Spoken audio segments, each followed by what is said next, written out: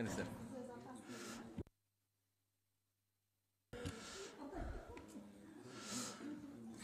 Саламатсыздарбы, урматтуу депутаттар, урматтуу бүгүнкү комитеттин жыйынына чакырылгандар, урматтуу депутаттар.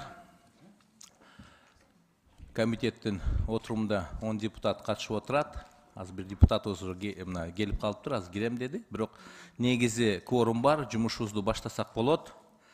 Анда урматтуу депутаттар, күн тартиби барыңыздарга берилген, күн тартиби алдыңыздарда турат. Урматтуу депутаттар, каршы болсоңуздар, күн тартибин негиз катары бекитип алайлы. Анан кимде кандай ойлор болсо, сунуштар болсо, аны айтасыздар. Каршы эместерби? Анда күн тартибини негиз катары дошко коем, дош бериңиздер, ким макул? Каршы. Жок, көпчүлүк дош менен күн тартиби негиз катары кабыл алынды. Эми күн тартиби боюнча кимде кандай ойлор, сунуштар барбы? Сөз депутат Талиева Камила Абдыразаковна берилет. Арбагылар, урматтуу жыйындын катышуучулары, коноктор, Данияр Эрмекович, мына биринчи, экинчи маселе бир пакет менен эле, үчүнчү окуудан экен талкуусуз эле кабыл алып койсок, себеби убакыт үнөмдөйлү. Дагы бир иш-чараларыбыз бар эле да, ошон үчүн эртелетели деген сунуш бар.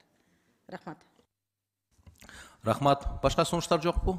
Сөз депутат Нурбаев Жалалдин Баязидиновичке берилет. Рахмат. Ассаламу алейкум, урматтуу депутаттар. Биздин маселе 4-чү эле, эгер мүмкүнчүлүк болсо, ушу биринчи, экинчи маселеден кийин карап берсеңиздер. Каршы эместер, урматтуу депутаттар? Каршылык жок экен. Анда урматтуу депутаттар, күн тартибине айтылган сунуштарды эске алуу менен, мындайча айтканда, биринчи, экинчи маселе бул 3-чү окууда каралып атат. Ошондуктан бүт биз буну терең талкуулаганбыз. Ошону кыскача эле, мындай өзгөрүүлөр болуп атат, ошону эле айтып койсоңуз болду. Жок, мен күн тартибин айттым. Болду, анан комитет чечимине өтө беребиз. Анан ошондой эле депутат Нурбаевтан сунуш түштү. 3-чү маселе бизде туризм экен жөнүндө. Аны 4-чү кылып, 3-чү булардын бир мыйзамы бар, ошону карап коюңуздар деп. Каршы болсоңуздар, анда күн тартибине сунуштарды эске алуу менен толугу менен дош коем, дош бериңиздер. Ким макул? Каршы жок. Көпчүлүк дош менен күн тартиби толугу менен кабыл алынды. Анда күн тартибиндеги урматтуу депутаттар, биринчи, экинчи маселе бир пакет менен каралат.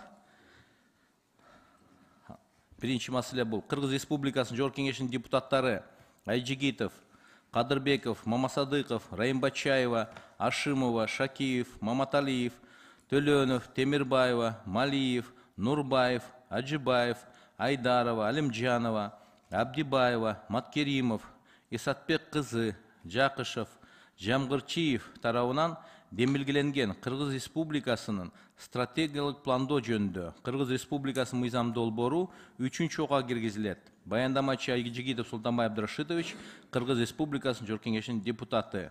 Ошондой эле күн тартибиндеги экинчи маселе Кыргыз Республикасынын Жогорку Кеңешинин депутаттары Айжигитов жана Сарбагышев тарабынан демилгеленген жергиликтүү мамлекеттик администрация жана жергиликтүү өз алдынча башкаруу органдары жөнүндө Кыргыз Республикасынын мыйзамына өзгөртүүлөр киргизүү тууралуу Кыргыз Республикасынын мыйзам долбоору 3-чү окууга киргизилет.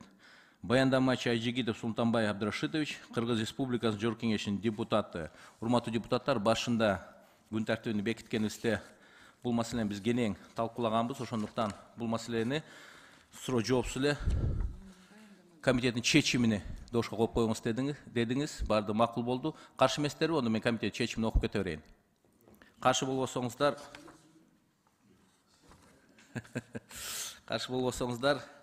биринчи маселе боюнча Кыргыз Республикасынын Жогорку Кеңешинин депутаттары Айжигитов, Кадырбеков, Мамасадыков, Райымбачаева, Ашимова, Шакиев, Маматалиев, Төлөнов, Темирбаева, Малиев, Нурбаев, Аджибаев, Айдаров, Алимжанова, Абдибаева, Маткеримов, Исатбек кызы, Жакышев, Жамгырчиев тарабынан демилгеленген Кыргыз Республикасынын стратегиялык пландоо жөнүндө Кыргыз Республикасынын мыйзам долбоору жактырылсын жана Кыргыз Республикасы Жогорку Кеңешине аны 3-чү окууда кабыл алуу сунушталсын. Комитеттин чечимин дошко коем, дош менен ким макул? Каршы жок. Көпчүлүк дош менен атылган мыйзам долбоору 3-чү окууда кабыл алынды. Ошондой эле күн тартибиндеги экинчи маселенин комитеттин чечими Кыргыз Республикасынын Жогорку Кеңешинин депутаттары Айжигитов, Сарбагышев тарабынан демилгеленген жергиликтүү мамлекеттик администрация жана жергиликтүү өз алдынча башкаруу органдары жөнүндө Кыргыз Республикасынын мыйзамына өзгөртүүлөрдү киргизүү жөнүндө Кыргыз Республикасынын мыйзам долбоору жактырылсын жана Кыргыз Республикасы Жогорку Кеңешине аны үчүнчү окууда кабыл алуу сунушталсын. Комитет чечимин дош койгон, дош менен ким макул? Каршы жок, көпчүлүк дош менен аталган мыйзам долбоору үчүнчү окууда кабыл алынды. Эми күн тартибиндеги кийинки маселе Кыргыз Республикасынын Жогорку Кеңешинин депутаттары Алимжанов, Маматалиев, Нурбаев, Мамытов, Атазов, Исмаилов, Козуев, Ашимова, Ханжеза тарабынан демилгеленген вакуф негиздери жөнүндө Кыргыз Республикасынын мыйзам долбоору биринчи окуга киргизилет. Баяндамачы Нурбаев Жалалдин Паязидинович, Кыргыз Республикасынын Жогорку Кеңешинин депутаты. Чакырылгандар: Үсөнбекова Айнура Доктурбаевна, Кыргыз Республикасынын экономика жана коммерция министринин орун басары. Муртазаева Айнура Жумашевна, Кыргыз Республикасынын экономика жана коммерция министрине караштуу финансы рыногун жөнгө салуу жана көзөмөлдөө мамлекеттик кызматынын төрагасынын орун басары. Абдыкаров Тойгонбай Жоробаевич, Кыргыз Республикасынын дин иштери боюнча мамлекеттик комиссиясынын директору. Аскарова Зарема Аликовна, Кыргыз Республикасынын юстиция министринин орун басары. Кулюмбеков Кайып Эшимович, Кыргыз Республикасынын Улуттук банкынын төрагасынын орун басары. Чакырылгандар келдиби? Барбы? Саламатсыздар, урматтуу депутаттар, урматтуу төрага. Кечирим сурайм, дин иштери боюнча мамлекеттик комиссиянын директорунун орун басары Мединолу Канат. Директорубуз ден соолугуна байланыштуу келе албай калды. Ордуна мен келдим. Анда баяндаманы уга берели, урматтуу депутаттар, каршы болбосоңуздар. Анда сөз баяндамачыда. Рахмат, ассаламу алейкум, урматтуу төрага жана депутаттар.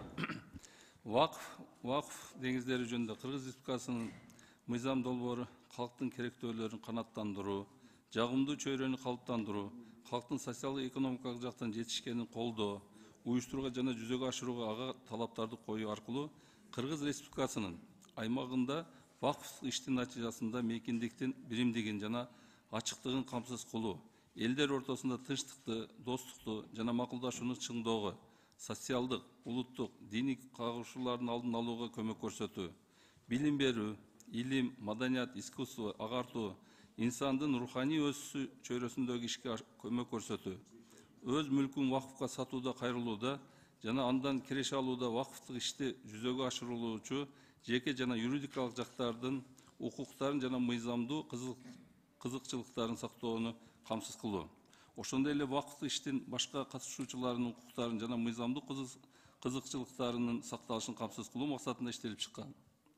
Мыйзам долбооруна ылайык вакф иши адамдын ажыратылгыс кыймылдуу жана кыймылсыз мүлкүн ислам динин туткандарга мусулман укугу тарабынан кайрымдуулук, такыба жана дини деп таанылган максаттарды андан кийинки жагдайлар менен өткөрүп берүү менен байланышкан кайрымдуулук иш. Ислам негиздери боюнча вакф бул мүлктү кайрымдуулук максатында берүү жана акыретке чейин пайдалануу. Вакф исламда мал мүлктү кайрымдуулук максатында берүү. Мында тартуулоочу мүлктү пайдалануу укугун, андан кийин аны мамлекеттик менчикке өткөрүп берүү укугун сактап калат. Ошентип руханий жана материалдык байлыктар түздөн түз калктын аярлуу катмарына жана муктаж болгондорго берилип, коомдун өнүгүшүнө жакшы таасирин тийгизет. Вакф ажыратылбайт. Кайрымдуулук берүүчү да, анын мураскорлору да, эгер ал вакф катары жарыяланган болсо, кайрымдуулукту кайра артка чакыртып ала албайт. Бул вакф филантропикалык мақсаттар үчүн гана түзүлгөндүгүн жана ал коомго дайыма пайда алып келип турарлыгын кепилдиги болуп саналат. Эч бир адам эч качан жеке өзү анын менчик ээси боло албайт. Ошондуктан вакф жалпы элдин байлыгы болуп саналат. Вакф материалдык баалуулуктардын кайрымдуулугун туюнтат. Уюмдаштыруучу вакфты тескөөнүн жана жетектөөнүн ошондой эле процесстин деталы менен жолун жолдоочулуктун ыкмасы аныктайт.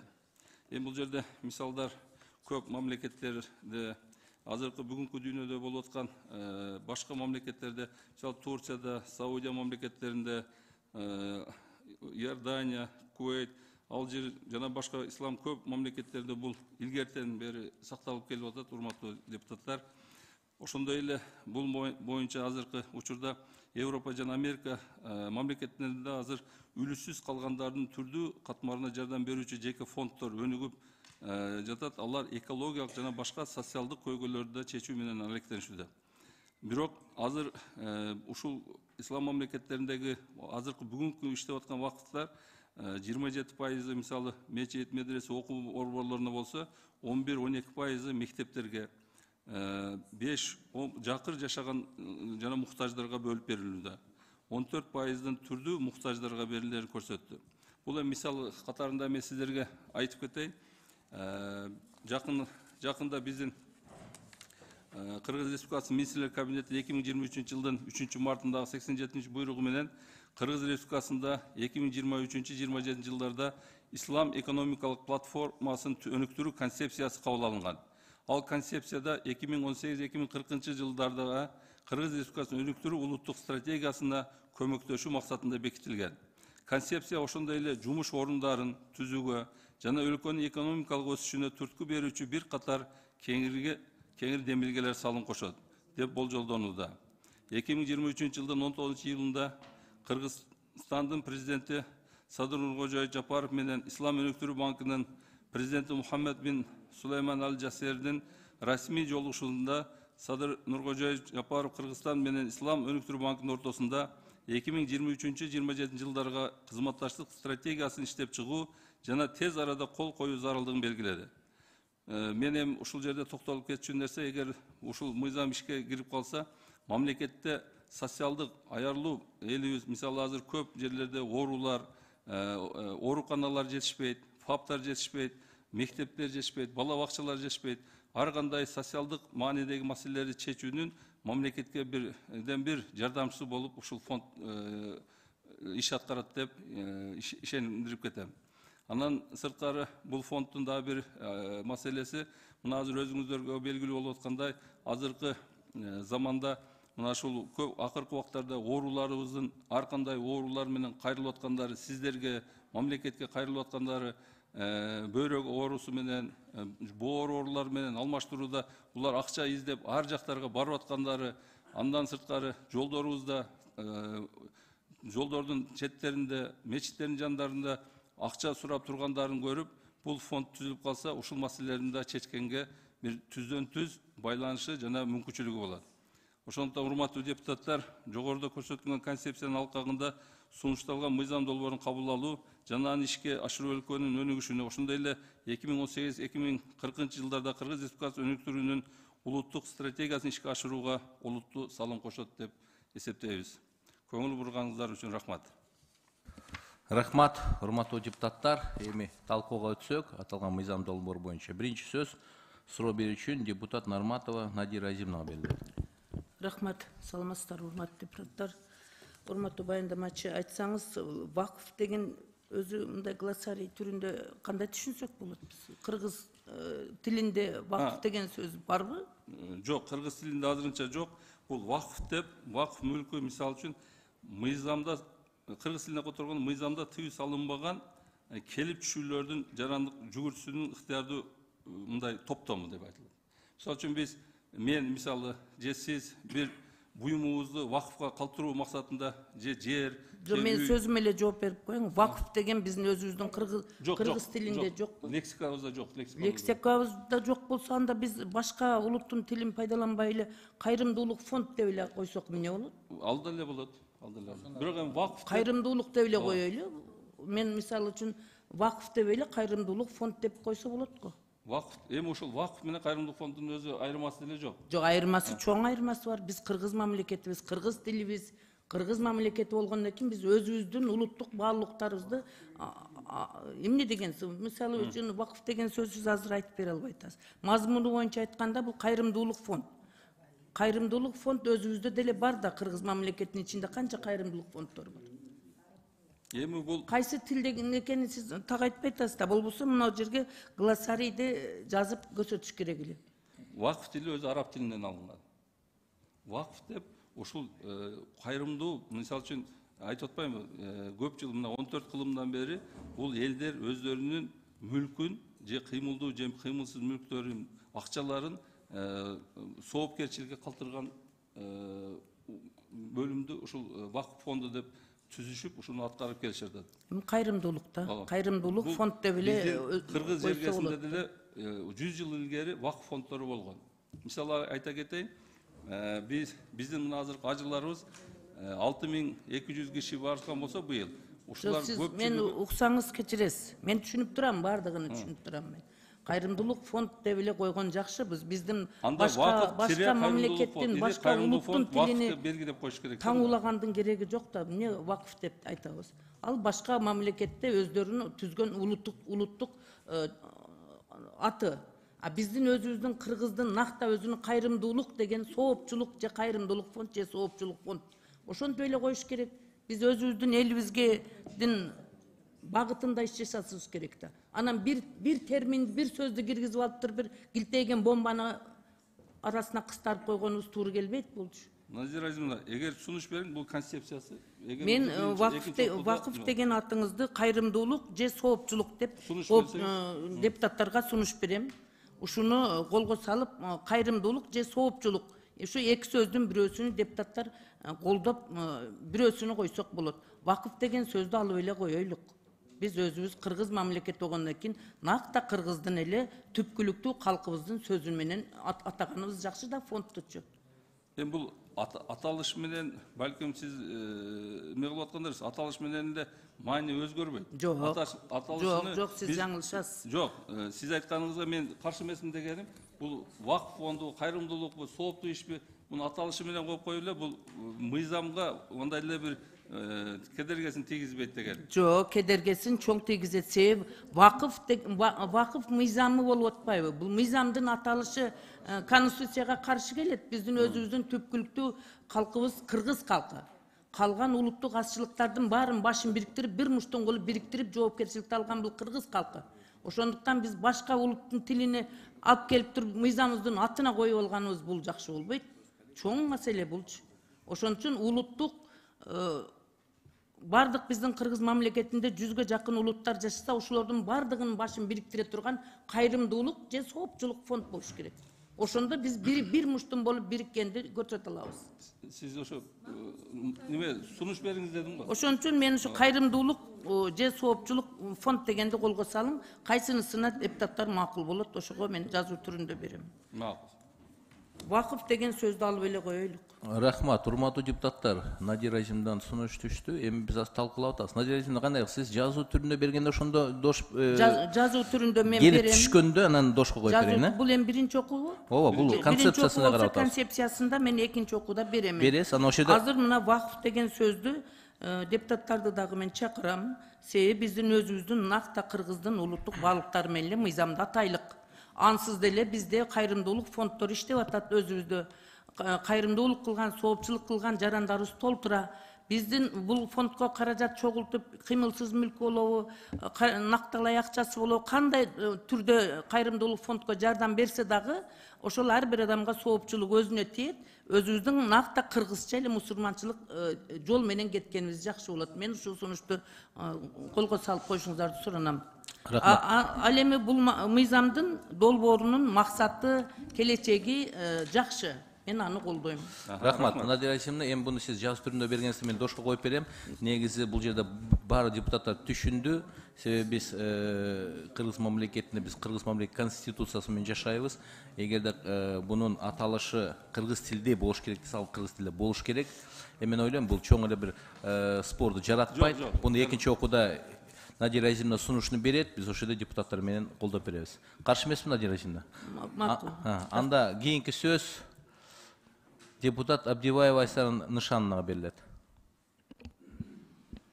Рахмат, саламатсыздарбы, урматтуу эл өкүлдөрү, урматтуу чакырылгандар.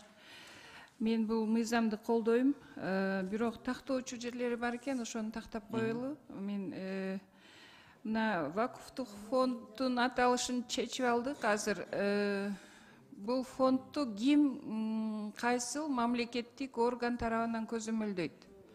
Ошону бир тактап алалычы. Рахмат чоң сурооңузга. Бул көзөмөлдөө комиссиясына биз азыр сунуш кылып атабыз. Кыргыз Республикасынын президентинин администрациясынын СОС отдели Кыргыз Республикасынын президентинин администрациясына караштуу дин комиссиясы мына орун басары турат. Алымдар кеңеши, Кыргыз Республикасынын муфтиятынан, жогорку кеңештин депутаттары, сиздерден, анан аялуу катмар менен иш алып барган коомчулуктун өкүлдөрү.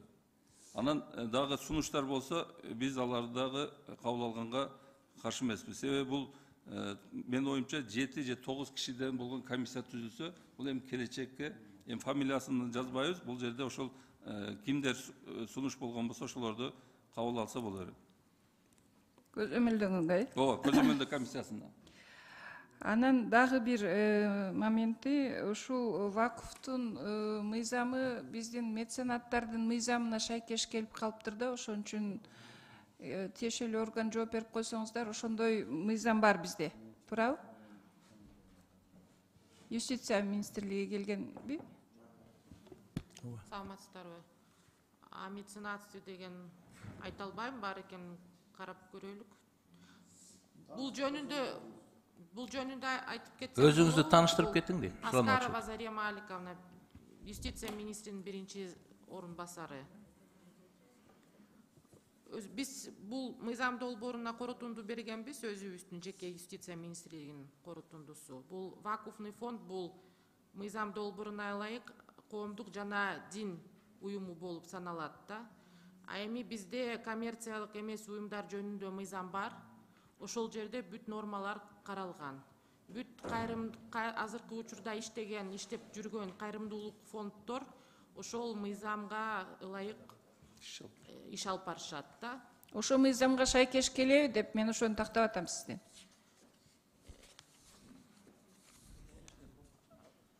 Ал обычный эле фонд болот да, общественный фонд, коомдук фонд болот. Рахмат. Анда биздеги конституциялык ченемдерге туура келеби ушул мыйзам? Конституциялык ченемдерине туура келет, бирок биз ойлойбуз коммерциялык эмес уюмдар жөнүндө мыйзам менен эле бул фонд, кайрымдуулук фонддор иштей берсе болот. Азыркы учурда кайрымдуулук фонддор ошо мыйзамга ылайык иштеп атышат. Бул кайрымдуулук фонддун максаттары баарыбызга белгилүү болуп атат да. Ошон үчүн мен колдоймун. Бул фонд элге кызмат кылат деп ойлойм. Рахмат. Мындай кайрымдуулук фонддор алар өзүнүн уставында бул маселелерди көрсөтсө болот, ошо уставдын негизинде иш алып барса болот. Мен токтоп кетейин. Кайрымдуулук фонддор бар, ооба, иштеп аткан. Но бирок булардын канчалык даражада канча күнгө чейин иштейт, аны эч ким тактай албайт. Бул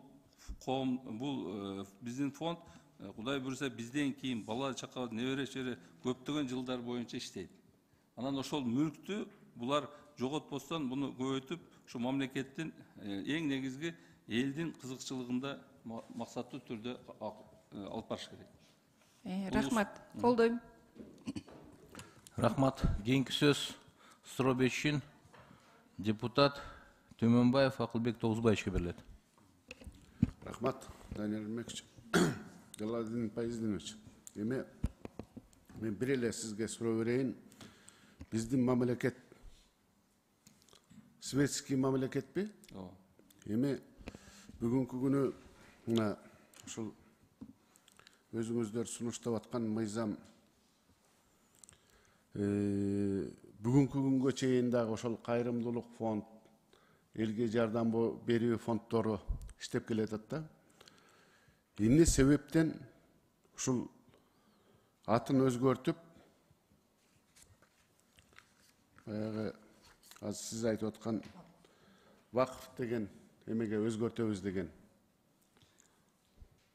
Мен сизди түшүндүм. Бул вакф, буну мен өзгөрткөн жерим жок. Бул дүйнө жүзүндө вакф деп аталат. Турцияда деле, башка мамлекеттерде деле. Бирок эми бунун аты ушул вакф деп айтылган, бул 14 кылымдан бери эле вакф деп айтылат. Вакф деген сөздүн мааниси өзү берилген мүлктү кайтарып албоо. Бул аманат. Буну мисалы үчүн кайрымдуулук фонддордун мүлкүн эртең алып койсо болот, бирөөлөр соттошо алып атпайбы, же бирдеме болсо, бунукун ала албайт эч ким. Жанагы элдер колдонуп аткан биздин мындай жалпак тил менен айтканда жол, мисалы үчүн жол көпчүлүк пайдалануучу нерсе. ошол жолду эч ким ээлей албагандай эле вакыт мүлкүн эч ким өз немесине ала албайт. Жалалдин Пазинович, эми мен баягы сиздер айтып аткан вакыф фондун же ошол аталган фонддорду түзөбүз дегенге мен чынымдан каршымын. Анткени биринчиден өкмөттүн корутундусу каршы деген пикирин берип атат. Үчүнчүдөн каршы деген пикири жок. Үчүнчүдөн Жалалдин Пазинович, эми кайрымдуулук кылган фонддор ошол эле мусулмандар, арабтар, бөлөк канча деген мамлекеттер кайрымдуулук фондун түзүп, ошол кайрымдуулук кылып атат.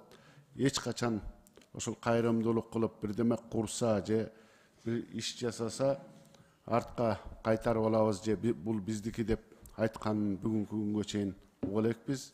Ар бир мына депутаттардагы жөнөкөй жарандардагы бизнесмендердагы кайрымдуулук кылып атат. Аны эч качан кайра артка кайтарам деп айткан эмес. Эми билбейм бул кандай эмени негизинде ушундай мыйзамды өзгөртүп, ошол кайрымдуулук кылып аткан далай коомдор, далай фонддор, далай мамлекеттин ишкерлери бар. Өзүңүз билесиз. Обязательно ошол вакыф деп механизмин пайдалануу аркылуу берген эмелерин өзгөртүүгө кандай эме түрткү берип атат билбейм. Биз тем более ошол Кыргызстан, кыргыз мамлекети баягы айкындуулукту, өзүнчө светский мамлекетти кабыл алганбыз. Ушуган мен кандай ой пикирде болуп атканыңыздарды, урматтуу депутаттар дагы, өкмөт мүчөлөрү дагы бүгүнкү күнү кандай таянак чыгарып атканын билбейм. Мен өзүм жеке оюм, мен каршымын. Рахмат. Рахмат. Кийинки сөз суроо берүүчү депутат Масабиров Талайбек Айтмаматовичке берилет. Рахмат. Данияр Эмекович, урматтуу депутаттар, урматтуу Жалалдин Пазинович.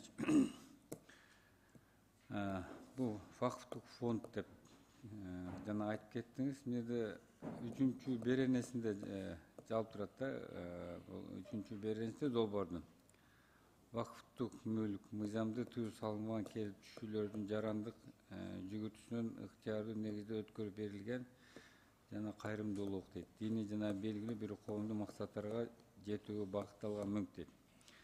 Ошентип аталган мүлктү ушул беренеде вакыфтык фондко өткөрүп берүү механизмдери бөлүнгөндө бири-бирине каршы келет деп жазылат. Ошону түшүнүп берсеңиз. Кандай дейсиз? 3-чү беренеде жазылып турат да, эмне могу эме Жок, аны көрдүм. Кайсы жерде каршы келет деп атат? Жок, каршы келет дегенде жазылып турганын мен сизге окуп берип атам. Ошону түшүнүп берсең, эмне үчүн каршы келип атат? Бул мындай, вакыттуу мүлк боюнча сиз айтып аткан мыйзамды тыюу салынбаган, ушуну айтып атасызбы? Келип түшүүлөрдүн жарандык жүгүртүүсүнөн ыктыярдуу негизинде өткөрүп берилген жана кыймылдуулук, диний жана белгилүү бир коомдук максаттарга жетүүгө багытталган мүлк. Мында ажыратууга вакыф жана анын пайдасына түзүлгөн мекеме же юридикалык жак ишин токтоткон учурда гана же вакыфтык мүлк ал салынбаган учурда зыянга учурашы же киреше алып келбес болуп калышы мүмкүн болгон учурда жол берилет. Мындай мүлк кыймылсыз да, кыймылдуу да, коомдук же коммерциялык эмес индивидуалдуу болушу мүмкүн дейт. Мага мен сизге анан айтып, мен көргөзмө эме айтчам, сиз бири-бириңизди түшүнбөй калдык да, мына 3-чү берене. Мына жерде президент комиссиясынын өкүлчүлүгү да отурат болуш керек да. Ошолордун оюн угуп койсок болобу? Саламатсыздар, урматтуу депутаттар, урматтуу төрага. Бизге макулдашууга бул мыйзам долбоору келген. Биз жооп бергенбиз. Бул жерде уруксат берсеңиздер бир маселе бар да. Мисалы, вакф фонду бул жарандык кодексте жана сервитут деген түшүнүк барбы? ошол сымал эле бир өзүнчө түшүнүк да. Бул кайрымдуулук фонд мисалы Өзбекстанда, Казакстанда вакф деген фонддор бар экен, алар кайрымдуулук кылган фонд катары эле иштейт экен да. Бирок бул жерде бир рисктер бар, биз аны жазганбыз. Эгерде мисалы бир дагы чоң мисалы бул мыйзамдын жыйынтыгы боюнча көптөгөн ушундай фонддор түзүлүп калышы мүмкүн да. Бизге тилекке каршы жанагы кооперативдер түзүлүп калып, анан бардыгы баягы жарылып кетпедиби? Эмелерди аккумуляция кылып, капиталды аккумуляция кылып туруп, анан эч кандай баягы гарантиясы болбой, жыйынтыгы аябай жакшы эмес бүтпөдүбү? Ошондой рисктер бар да. Ошол себептен эгерде ошондой фонд түзүлсө, бул бир эле фонд түзүлүш керек. Мамлекет тарабынан мисалы кепилдик берилиш керек. Ошол жерде мисалы жарандардын жанакы мал мүлктөрү эгерде өткөрүп берсе ошол фондко, ошол фонд анан кайрымдуулук иш-чараларга мисалы колдонулуп кете берет да. Мына ошондой түрдө. Анан бул боюнча биз муфтиятка да кат жөнөткөнбүз. Сиздердин позицияңыздар кандай деп. Анан бул мыйзам долбоору ислам принциптерине туура келбейт деген бизге жооп беришкен муфтият тарабынан. Бул боюнча ушундай. Мен Жалалдин позициясын мен колдойм концепциясын. Надир Азимов да айтып кетти. Жана аталышы боюнча бир кайрымдуулук фонд деп. Анан жана Акылбек Тозбаев да сурады да, бизде канча деген өнүктүрүү фонддор биздин Кыргызстан мамлекетине жана ФАПтар, бала бакчалар, жана кайрымдуулук үйлөрдү салып берип атат да. Эч кимди жана айткандай булар бекер салып берип атат да. Анан сиз айтып атасыз, ушул вакфтук фонд деп экөөнүн айырмасын айттыңыз да. Бул фондко келсе бул сатылбайт, кийинки муундарга өтүп кетет деп айттыңыз, туурабы? Ооба. Ушу фонд азыр жана мына дин өкүлчүсү айтып кетти да, бир нече фонддор ачылып калбаш керек да. Бул ошо мен жеке оюм да. Бул мен деле кошулуп кетем. Бул жерге мына азыр концепциясын кабыл берсеңиздер, экинчи окууга ушуну өзгөртсөк болот. Мен деле аны бул дин комиссиясынын жанагы бир нече фонддор ачылып кетпешине мен деле макулмун. Ошол жерде мындай жанагы айтылып кеткенди мен биринчи концепцияны колдоп берем. Негизи мына азыр айткандагы дин комиссиясындагы айтканда бир мындай жыйынтык бар да. Ошон үчүн бир кайрымдуулук фонд деп ачып туруп эле ошо бир эле саясат менен кетиш керек да. Анан азыр бир нече ачылып калса, биз эми беребиз да, ар бир фонддун ар бир мамлекеттердин саясаттарын кетип бир жанагы алган төшөк төрт жака тарткан болбосун да. Ошон үчүн сиздер дин президентке караштуу дин комиссиясы менен тиги муфтияттар менен чогуу биргеликте экинчи окууга алып келип берсеңер, ошоңо жараша эми колдоп беребиз. Сөз макул, рахмат. Рахмат. Рахмат. Кийинки сөз суроо берүү үчүн депутат Талиева Камила Абдразаковна берилет. Рахмат. Урматтуу баяндамачы, урматтуу чакырылгандар. Мен филолог катары тил маселесине токтолбой эле коеюн. Тил маселесине чейинки маселелер ойлондуруп атат мени. Бул жерде мыйзам долбоорунун философиясы мени абдан тынчсызданып атат да. Тобокелчиликтери абдан мени тынчсыздандырып атат. Бул жерде коопсуздук комитеттен барбы, ГКМБдан? Чакырылыш керек да. Барбы өкмөттүн өкүлү? Барсыз сиз, Силер башка маселе менен болгондо, жок, бул маселеге чакырылышыңыздар керек эле. Мен азыр суроо беремин. Анан муногу мени биринчи кызыктырганы өкмөттүн мыйзам долбооруна сунуу жерде пикири да. Булар эми өгүз өлбөсүн, араба сынбасын деген таризде гана сунуш бериптир бул мыйзам долбооруна. Мунун акыркы пунктун караңыздар, 15-чи пункту карасаңыздар, 5-чи беренин 6-чы бөлүгүндө деп туруп жазып келип туруп, бул кылмыш жаза процессуалдык мыйзамдарга каршы келет деген. Анан муну кылдат талданууга тийиш деп атат муну. Сунуштарды пункттарды эске алуу менен иштелип чыгууга тийиш деп, булар мындай капа болбосун деп эле койгон да, бирок бул жерде чоң маселелер бар. Чоң маселе бар. Ошон үчүн урматтуу депутаттар, өкмөт өзү этият болгула, кылдат иликтениш керек деп аткандан кийин, албетте биз дин бул өтө мындай тонкий, өтө мындай аярлуу тема. Ар кимдин өзүнүн ишеними бар. Аны бирөөгө бирөө таңуулабаш керек.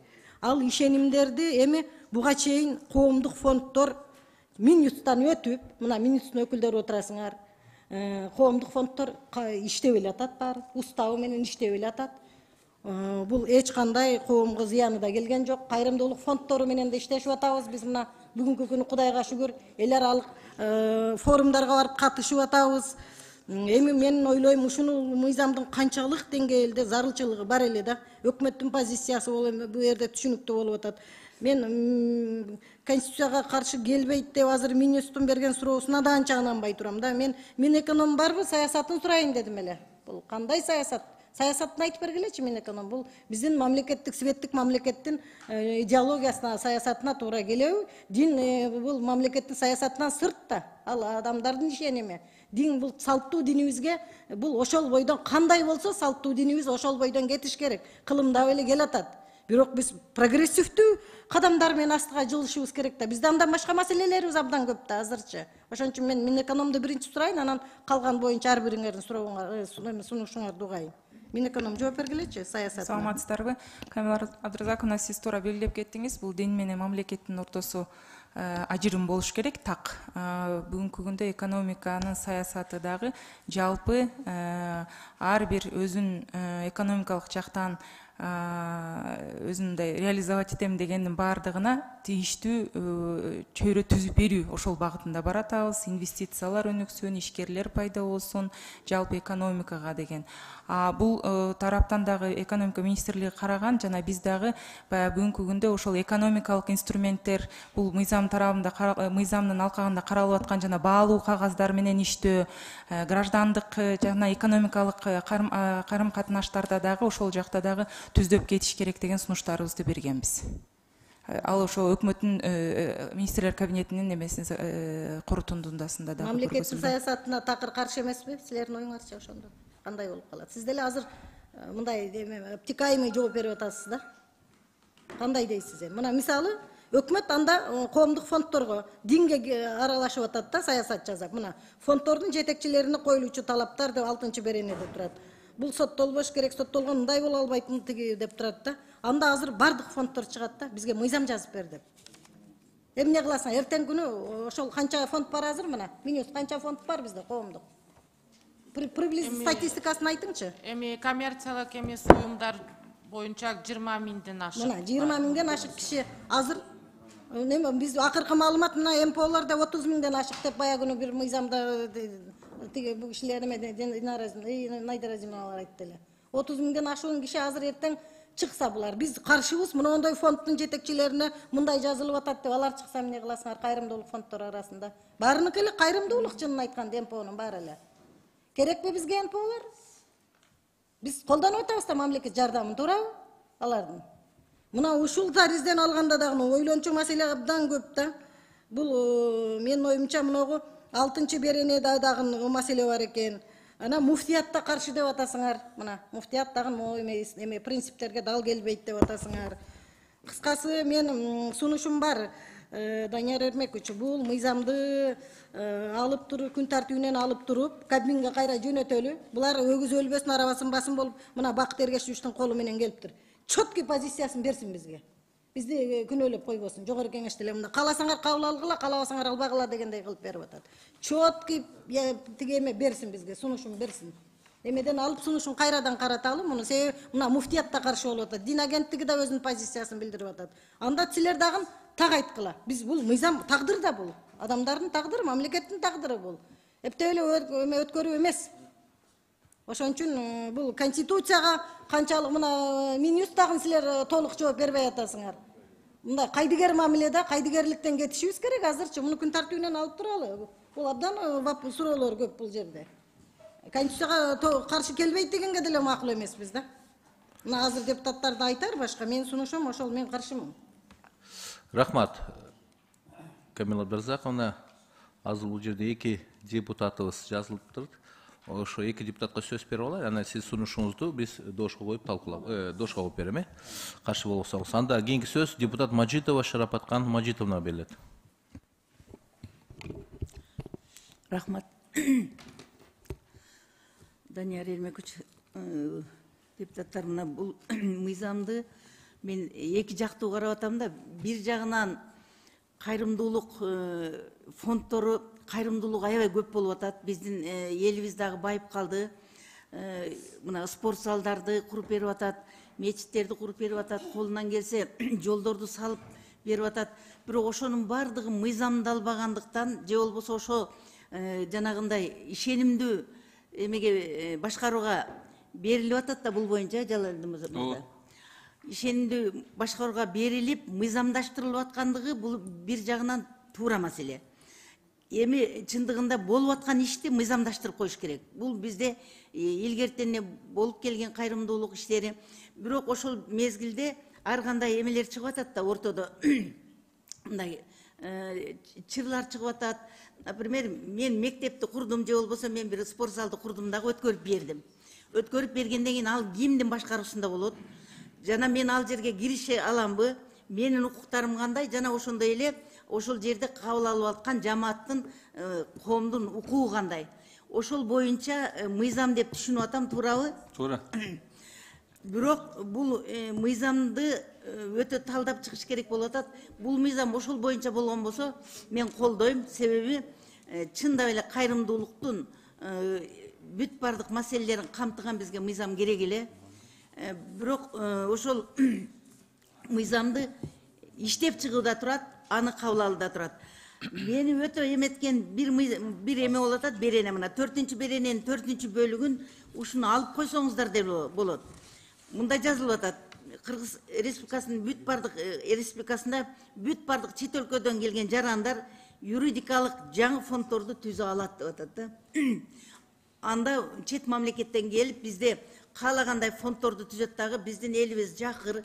Акча берсең бардык нерсени кабыл ала берет, бардык нерсеге бара берет. Мына медреселерди көрүп атасыңар, эмнелерди гана окутпай атат, аны же көзөмөлдөгөн эч ким жок. Мына ошон үчүн ушул пунктту алып коюуну мен суранам.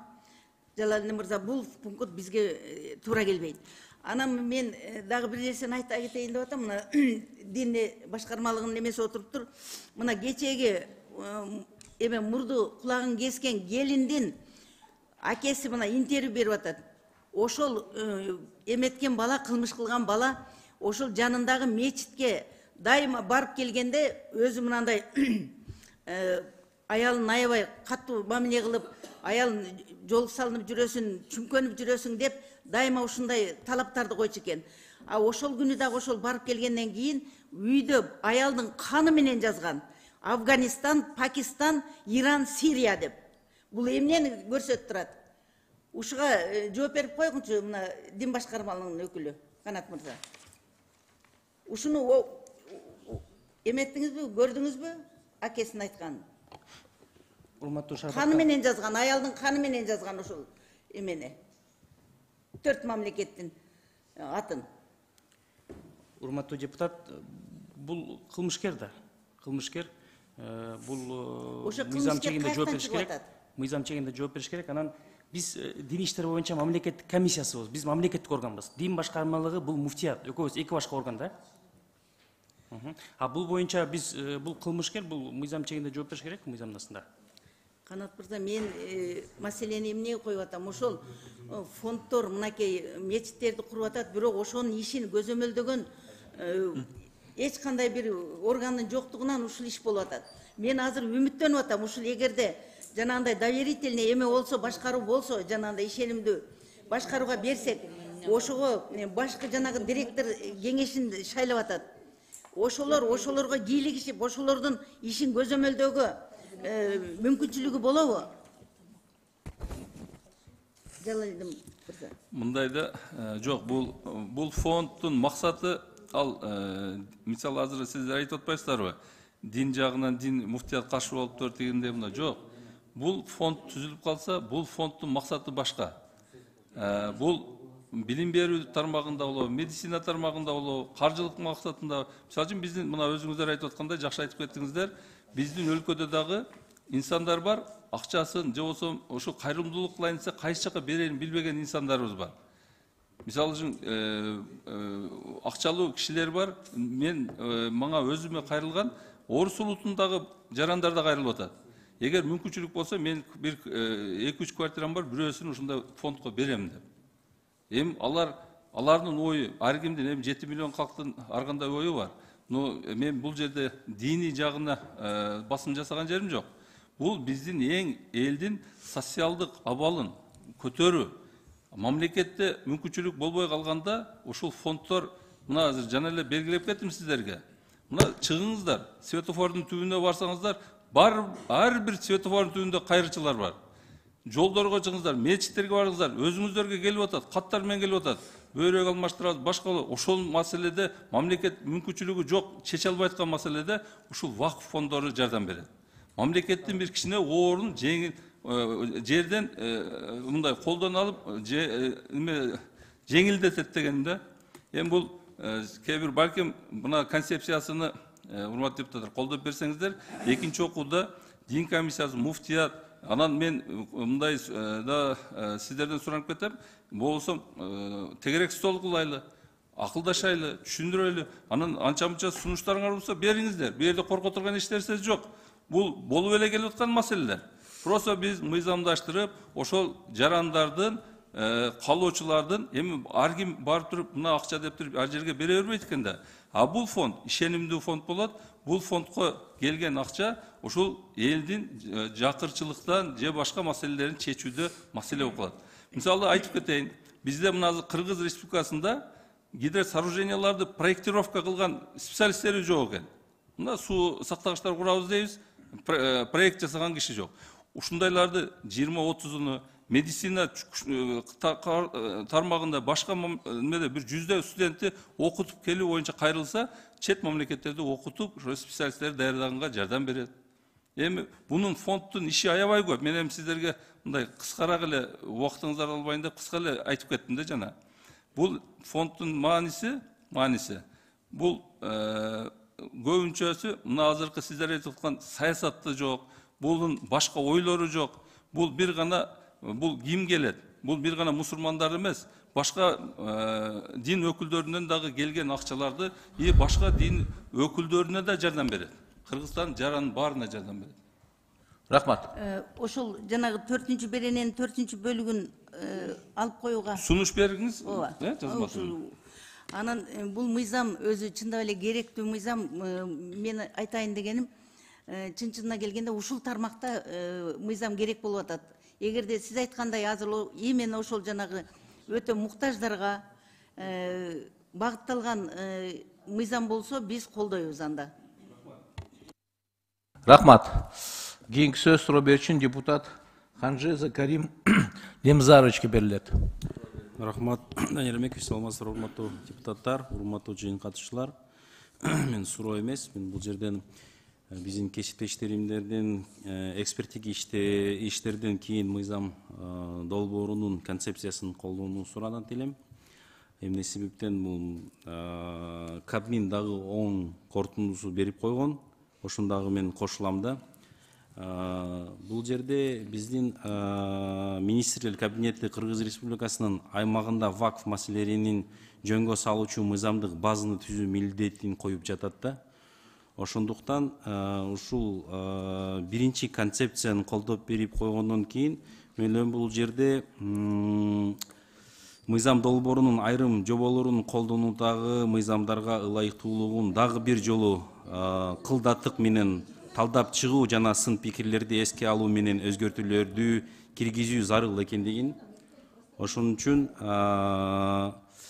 бул дагы 10-чу берене жөнүндө Жалалдин Баязидинович, 10-чу беренеде бул директор кеңешинин түзүү жөнүндөчү. Мен сунушум бул жерде ар бир министрликтен бирден өкүл, анан фондун директорлор кеңешинин курамына мамлекеттик органдардын өкүлдөрүнүн катышуусу жөнүндө жоболорду алып салуу зарыл да.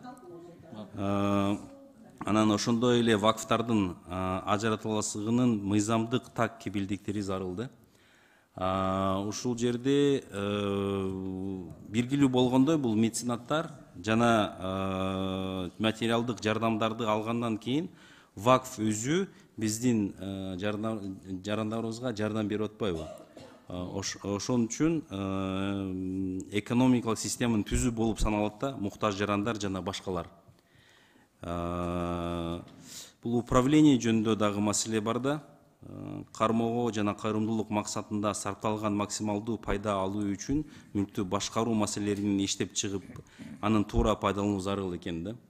Ошон үчүн урматтуу кесиптештер, бул мыйзам долбоорунун биринчи концепциясын колдоп берип, анан экинчи концепция эгер сунуштары болуп калса, анан карап чыгабыз да. Рахмат. Рахмат, урматтуу депутаттар. Сүйлөшпү. Сөз депутат Айжегитов Султанбай Абдрашитовичке берилет. Жалгын Президентович, о жерде учредитель деген түшүнүк бар экен да. О жерде учредитель. Ошол учредитель ким боло алат экенин түшүндүрүп бериңиз. Ушул түшүнбөй атам да, бул ким? Мунун ролу кандай? Султанбай Абдрашитович учредитель болуп, бул Кыргызстан жаран ким болсо да боло берет. Кыргызстан жаран. Мен могу жерде учредитель деген эмесини, понятиясыны орус тилинде эле окуп берейин. Лицо, которое передает принадлежащее ему на праве собственности неотчуждаемое движимое имущество на цели, признающиеся мусульманским правом как благотворительное, благочестивые и религиозные, с последующим вытекающим из него обстоятельствами. То есть учредитель бул эме өзүнүн мүлкүнү бирок ошонун мүлктүн хозяйыны болуп кала берет. Бирок арендага берет экен да. Бул эми айтканда өзүнүн мүлкүнү арендага берип, ошол благотворительный максатында иштетүү максатында, багытында иштеткилерде берип атат да. Бул эми жок, мындай да, Султанбай Абдрашитович. Мен мисалы үчүн өзүмдүн мүлкүмдү вакыф фондуна бере турган болсом, анда мен ошол берген мүлкүмдү кайтара ала албайм.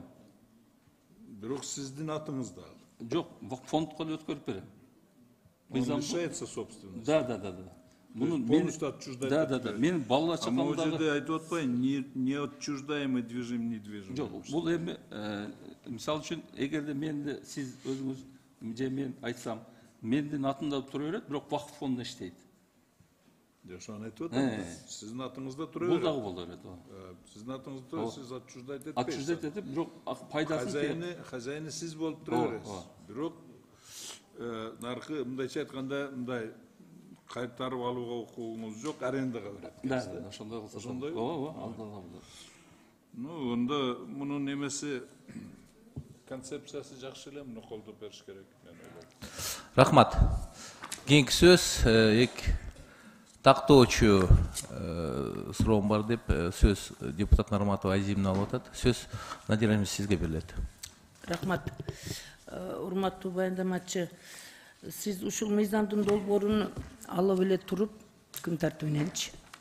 Анан бир депутаттардын катышуусу менен, ушул коомдук уюмдардын катышуусу менен, кайрымдуулук фонддордун катышуусу менен, анан улуттук коопсуздук комитетинин өкүлдөрү менен, кыскасы тиешелүү адамдардын баарын катыштырып туруп бир талкуу жүргүзбөйсүзбү? Анан кийин күн тартибине алып чыкпайсызбы? Себеби бул жерден чүү дегенде эле темасынан баштап бизге жакпай атат да. Ал сиз эми бүгүнкү күндө мен жанагы тиги юстиция министрлигинин биринчи орун басары айтпадыбы? 30 миңден ашык коммерциялык эмес уюмдар болсо, ошолордун бир 30-40% кайрымдуулук фонддорда. Ошолордун ичиндечи. Туура айтып атамбы? Ошолордун бир 40%ке жакыны кайрымдуулук фонддор. Ошо 30 миңден ашык фонддордун. Анан алардын милдети кандай болуп калат? Ал кайрымдуулук фонддор менен бүгүнкү сиздин кайрымдуулук фонддун эмне айырмасы бар? Сиз бул жерде дин менен мамлекет биздин конституциянын негизинде ажыратылган болгондон кийин азыр аралашып кетип атат экөө теңчи. Экөөнүн жоопкерчиликтерин аралашып кеткен жерлер бар экен да. Ошон үчүн сиз адегенде муну аябай коомдук талкуу кылып, бышырып, анан кийин жанагы вакыф дегендериңиздин баарын жок кылып, кайрымдуулук фонд кылып, жазып, анан кийин ушуну бир тактап алып келбейсизби? Себеби мен жана башында мунун ниети тууру деп атам, ниети туурулугуна мен азыр деле макулмун. Бирок бул жерде коркунучтуу кийин бизге башкача улуттук баалуулуктарга, мамлекеттик түзүлүшкө таасирин тие турган коркунучтуу божомолдор бар экен да, баарыбыз эле түшүнүп турабыз да бул жердечи. Мисалы үчүн булардын уставный фонду кандай жол менен түзүлөт? Анын жоопкерчилигин ким алат? Ким көзөмөлдөйт? ушундай нерселер да бар да бул жердечи. Мен Анан жанагындай директорлор кеңеши түзүлөт деп атасыз, ал жерге мамлекеттик органдын адамдары дагы аралашып кетип атат. Мында болбой калат. Ошон үчүн сиз муну алып турсаңыз өзүңүз эле, анан кийин талкуулап, тактап алып келиңиз. Надира Азимовна, рахмат. Бирок азыр концепциясын бекитип берип койсоңуздар биринчи окуудан. Экинчи окууга чейин биз талкууну жүргүзөлү. Сиз Азыр мына вакуфтук фонд деп ар бир депутат сүйлөп атат муну. Себеби мунун аты өзү ошондой болуп атат да. Атынан туура эмес келип атат. Бизге таңууламаң башка мамлекеттин сөзүнү. Ошон үчүн сиз муну туура түшүнүңүз. Мен баягы айткан сөзүмөн кайтам. Рахмат. Күн тартибине алып талкуулап. Рахмат. Надира Азимовна Камил Абдыразаковна сунуш берди башынан. Мен урматтуу депутаттар регламентке ылайык биринчи Процедурный да, Данияр Эрмекович. Мен азыр ГКМБнын өкүлдөрүнө да барып сурадым. Буларда да маалыматы жок экен да. Себеби биринчи кезекте азыр биз мамлекетибиздин коопсуздугу маселеси каралыш керек да. Жалалдин Паездинович. Ошон үчүн булар дагы билдеме кылбай атат бул маалымат боюнча. Рахмат. Бир жума эчтекени чечпейт. Рахмат. Бир жума эчтекени чечпейт. Эми негизи өкмөт корутунду берип атканда ал жерде карап чыккан урматтуу депутаттар. Карап чыгып азыр мен жооп берип коеюн. Карап чыгып анан өзүнүн корутуусун берген. Биз азыр Камил Абдыразаковдун сунушун дош коелу, анан негизги комитет чечимине өтөбүз. Эгерде өтүп кеткен болсо, аны комитет четине кайтпайбыз. Если өтпөй калса, анда комитеттин чечимине кайтабыз. Каршы эместер урматтуу депутаттар, анда биринчиден депутат Талиева Камил Абдыразаковнадан ошондой эле сөз Султанбай Абдрашидович Айжигитовдо. Сунуш болуп атпайбы? Мындай талкууга салалы, мындай коомдук талкууга дейт. Ошого юристтер айтып койсо, азыр биринчи окуудан биз колдоп берсек мисалда, ошондо талкууга салса болобу же буну парламент сунушуна андай кылса болобу? Ошондо мен айтам да, анда концепциясын колдоп туруп талкууга чыгарып, ошонун баардыгын жасай берсиндер дейм да. Себеби деген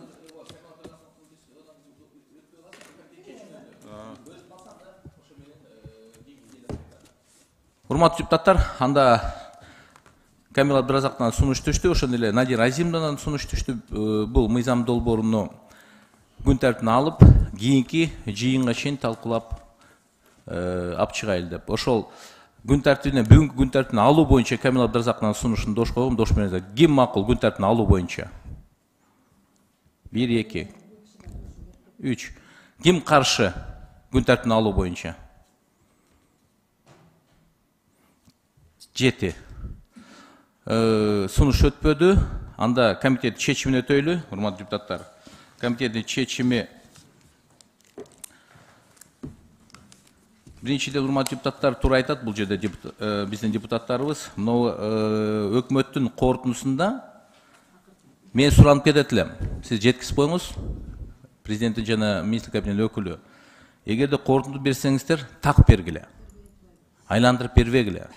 Бүт күнөөнү комитетке же мыйзам долбоорунун алып чыккандарга койбогула. Могу берип атасыздар. Жогоруда жазылганын эске алып,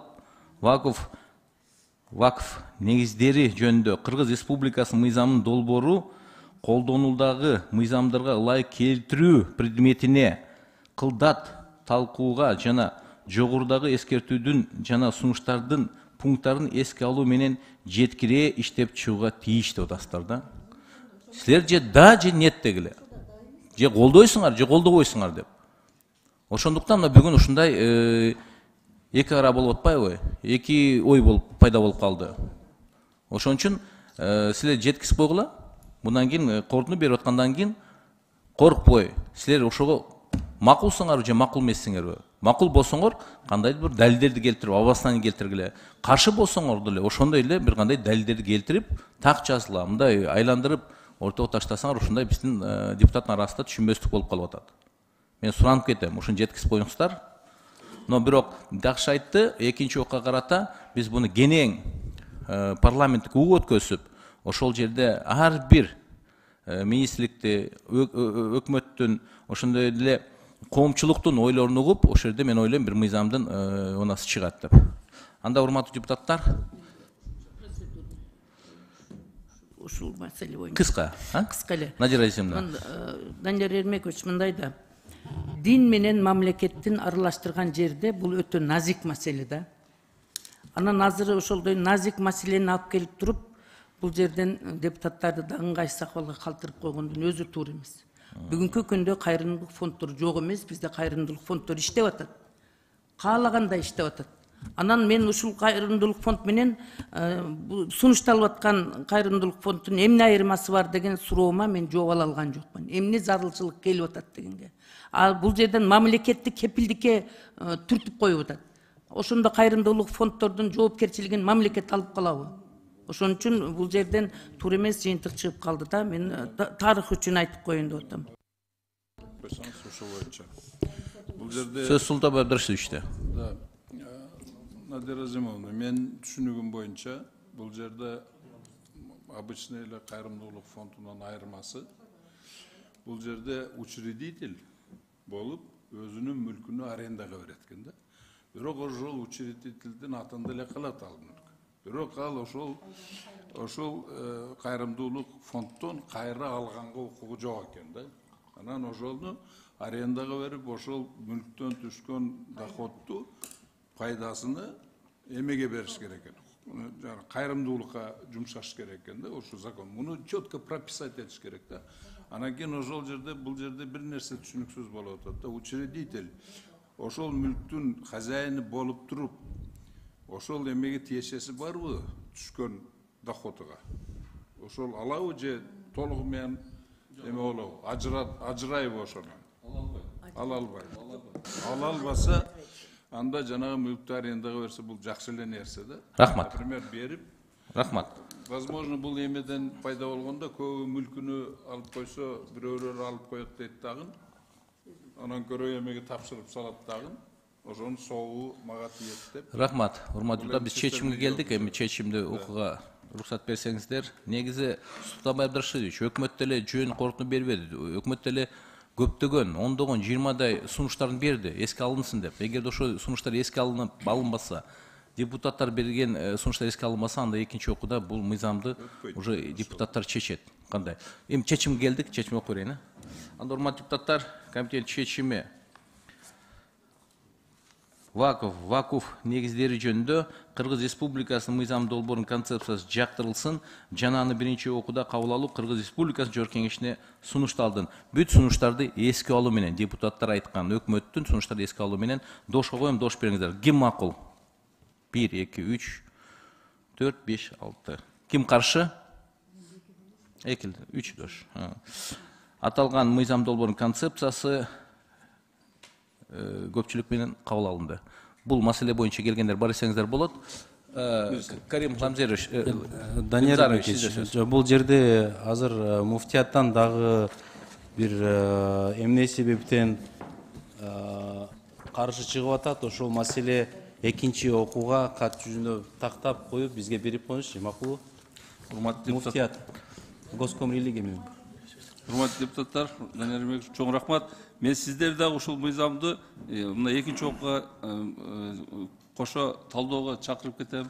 Эгер Кудай буйрса биз коомдук угуу өткөрөбүз, ошондо муфтияттан, дин комиссиясынан жана ГКМБдан сөзсүз келип катышып беришиңиздерди суранам. Чоң рахмат. Бирок мындай азыр мына көрдүңүз, көптөгөн суроолор болду, кандайдыр бир түшүнбөстүк болду, каршылыктар болду. Ошондуктан экинчи окууга ошол ар бир депутат менен иштегиле. Ар бир депутат иштеп, ошонун туура жагын көрсөтүңүздөр. Анан өкмөттүн уктуусуна экинчи окууга так корутуну бергиле. Андай мындай облачный кылып бербегиле. Рахмат. Анда урматтуу депутаттар, күн тартибиндеги кийинки 3-чү маселеге кайтабыз. Кыргыз Республикасынын Министрлик кабинетинин төрагасы тарабынан демилгенген туризм жөнүндө Кыргыз Республикасынын мыйзамына өзгөртүүлөр киргизүү тууралуу Кыргыз Республикасынын мыйзам долбоору экинчи окууга киргизилет. Баяндамачы Шатманов Самат Бектурович, Кыргыз Республикасынын экономика жана коммерция министринин орун басары, экономика жана коммерция министрине караштуу туризм департаментинин директору, чакырылган Дыйканбаев Болот Жусупович, Кыргыз Республикасында туризмди өнүктүрүү колдоо фондунун вице-президенти. Söz баяндамачыда. Саламатсыздар, урматтуу Данияр Эрмекович, урматтуу депутаттар. Биз ушул сиздердин карооңуздарга туризм жөнүндө Кыргыз Республикасынын мыйзамына өзгөртүүлөрдү киргизүү жөнүндө Кыргыз Республикасынын мыйзам долбоорун биринчи окуудан сунуштап сиздердин колдооңуз менен биринчи окуудан өткөздүк. Ал эми ошол экинчи окууга ошол пленардык сессияда 3 депутаттан сын пикирлер сунуштар түшкөн. Ошол сын пикир сунуштарды эске алып чогуу иштеп, бул жерде ошол редакциялык каталар болгон, техникалык каталар болгон, ошолорду толугу менен оңдоп, кайрадан жаңыдан алып келдик. Кыскача бул мыйзам жөнүндө айта кетсем, негизинен ушул бул туризмге 2 пункт өзгөртүү киргизип атат. Бул жерде ошол отельдерди классификациялоо, бул болсо ошол келген туристтерге жагымдуу шарттарды, ошол эле учурда биздин оң тараптуу баягы имиджди мындайча айтканда көтөрүү. Ал эми экинчи маселе бул реестр жөнүндө маселе болуп атат. Бул деген ошол ЕАЭС мамлекеттердин алкагында, ошол бирдиктүү базар долбоорунун алкагында ошол реестрди кабыл алуу шарты түзүлгөн. Ошонун негизинде биз ошол реестрди кабыл алуу боюнча кошумча киргизгенбиз. Бул эмне пайда алып келет? Бул деген ошол реестрге киргенден кийин биздин Кыргызстандагы туризм тармагында ишмердүүлүк жүргүзүп жаткан туркомпаниялар ошол ЕАЭС мамлекеттер арасында ичинде эч кандай регистрациядан өтпөй толук эркин ишмердүүлүк жүргүзгөнгө мүмкүнчүлүк алат. Урматтуу депутаттар, ушул мыйзам долбоорун ушу экинчи окуудан комитеттен колдоп берүүңүздү суранабыз. Суроолор болсо даярбыз. Рахмат чоң. Рахмат. Урматтуу депутаттар, аталган мыйзам долбоору боюнча суроолор барбы? Сөз депутат Айжигитов Султанбай Абдрашидовичте. Самат Бектурович, менде бир эле суроо да, жана фонд развития туризма. Ошонун келечеги кандай? Эмне болуп атат? Туңгуюк болуп атат да, ошолордун эмес. Келечеги кандай болот экен? Жана 1 миллиарддан тышкары ошонун освоение болгондон кийин ал эмне болот? Тагдыры кандай булар? Дагы бөлүнүп берилеби акча? Же болбосо бул дагы жоюлабы жанагы эмелерге окшоп? Ушул күнгө чейин эме уюштуруп келген жанагы эмелерге окшоп, уюмдарга окшоп. Рахмат, Султанбай Абдрашидович. Бул фонд боюнча өзүңүздөргө белгилүү болгондой, атайын ушул президентибиздин жарлыгына ылайык туризмди колдоо жана өнүктүрүү фонду түзүлгөн. Бул фонддун негизги максаты Кыргыз Республикасында региондордо ушул инфратүзүмдөрдү жакшыртуу. Ошондой эле ири долбоорлорду Кыргызстанда даярдап, ошол ири долбоорлор менен иш алып баруу негизинде түзүлгөн. Бүгүнкү күндө бул тыйын ошол кандай проекттер аз бүгүнкү күндө мына 3 чокуу, Байтек резорт жана Кашка суу, ошондой эле Кереге таш деген долбоорлорду бүгүнкү күндө проект алып кетип атат. Андан тышкары мына республика боюнча 23 рест поинттин салуу соңунда турабыз. Мына жылдын аягына чейин ошол рест поинттердин дагы бир 10 ишке берилет. Негизинен бул фонддун негизги максаты ушул Кыргызстандагы инфратүзүмдөрдү жакшыртып, келген туристтерге ыңгайлуу шарттарды түзүп берүү. Бул биринчи максат. Экинчиден бул ири долбоорлорду куруу. Мен муну түшүндүм. Мен совсем башкача суроо бердим. Тагдыры кандай мунун деп. Уголовный дело ачылды, бүт барды, камалды, кустурулду.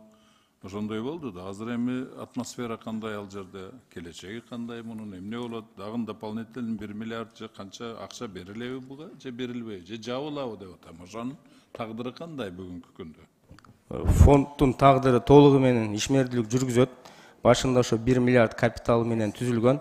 Ошол капитал менен азыр ишмердүүлүк жүрүп жатат. Эгер уруксат этсеңиз, ошол аткарылган бюджеттин дагы канча сумма кайсыл жакка кетти сизге берели? Жок, ал кереги жок мага. Мен жөн эле тагдырын сурап атам. Дальнейшем эмне болот тагдыры? Тагдыр иштетебиз, иштейт. Иштебейби? Жок, буга жана эме келбедиби Шернияз? Вице-президенти келди, Болот Тыйканбаев олтурат. Болот Жусупович өзү айтып койсунчу.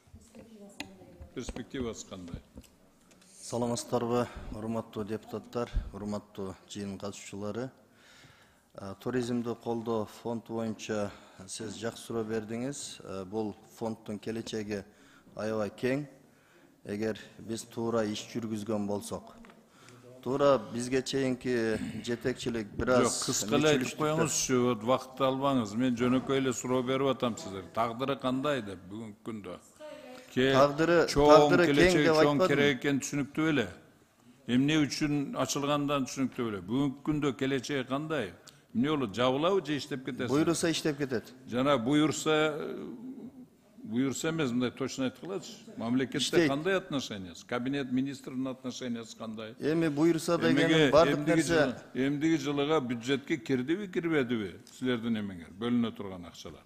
Вот о чем идет речь. Ошонун да мына акча бөлүнсө, значит иштейсиңер. Акча бөлүнбөсө иштебейсиңер да. Силер коммерческий организация эмессиңер да. Кандай болот ошол? Фонд иштейт. Буйруса азыр биздин ФЭП башы дагы келген. Акча бөлүмдөрү боюнча мен карамагыма карабайт, мен вице болгондуктан мен курулуш тармагында. Эмдиги жылына акча бөлүндүбү силерге? Ошону эле айтып койгула. Азырынча бөлүнө элек. Бөлүнгөн жок да, значит, неме да? Дөмүк да келечегиңер. Мен ошону эле билгим келет. Рахмат. Рахмат, урматтуу депутаттар, негизи чын айтканда бул маселе азыр Султанбай Абдрашидовдун сөзүнөн кийин мындай ойлонтуруп калды да.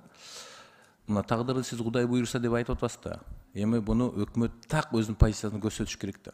Силер колдойбу, финансовый колдойбу, силердин проекттериңерди ишке ашырабы? Эгерде ашырса, биз бул мыйзамды азыр экинчи окуу, урматтуу депутаттар. Азыр биз буну колдоп бекитип, анан эртең палатага алып чыгып, эртең анан өкмөт жок деп же акча карап бербесе, анда бүт минетибиз, силердин минетиңер мындай асманга сапырылат да. Ошондуктан мен ойлойм, ошону туура болсо бүгүн күн тартибине алып туруп, эртең өкмөт ушуга даярданып келип, так позициясын айтсын. Канча акча каралат буларга? 24-жылдын бюджетинин алкагында.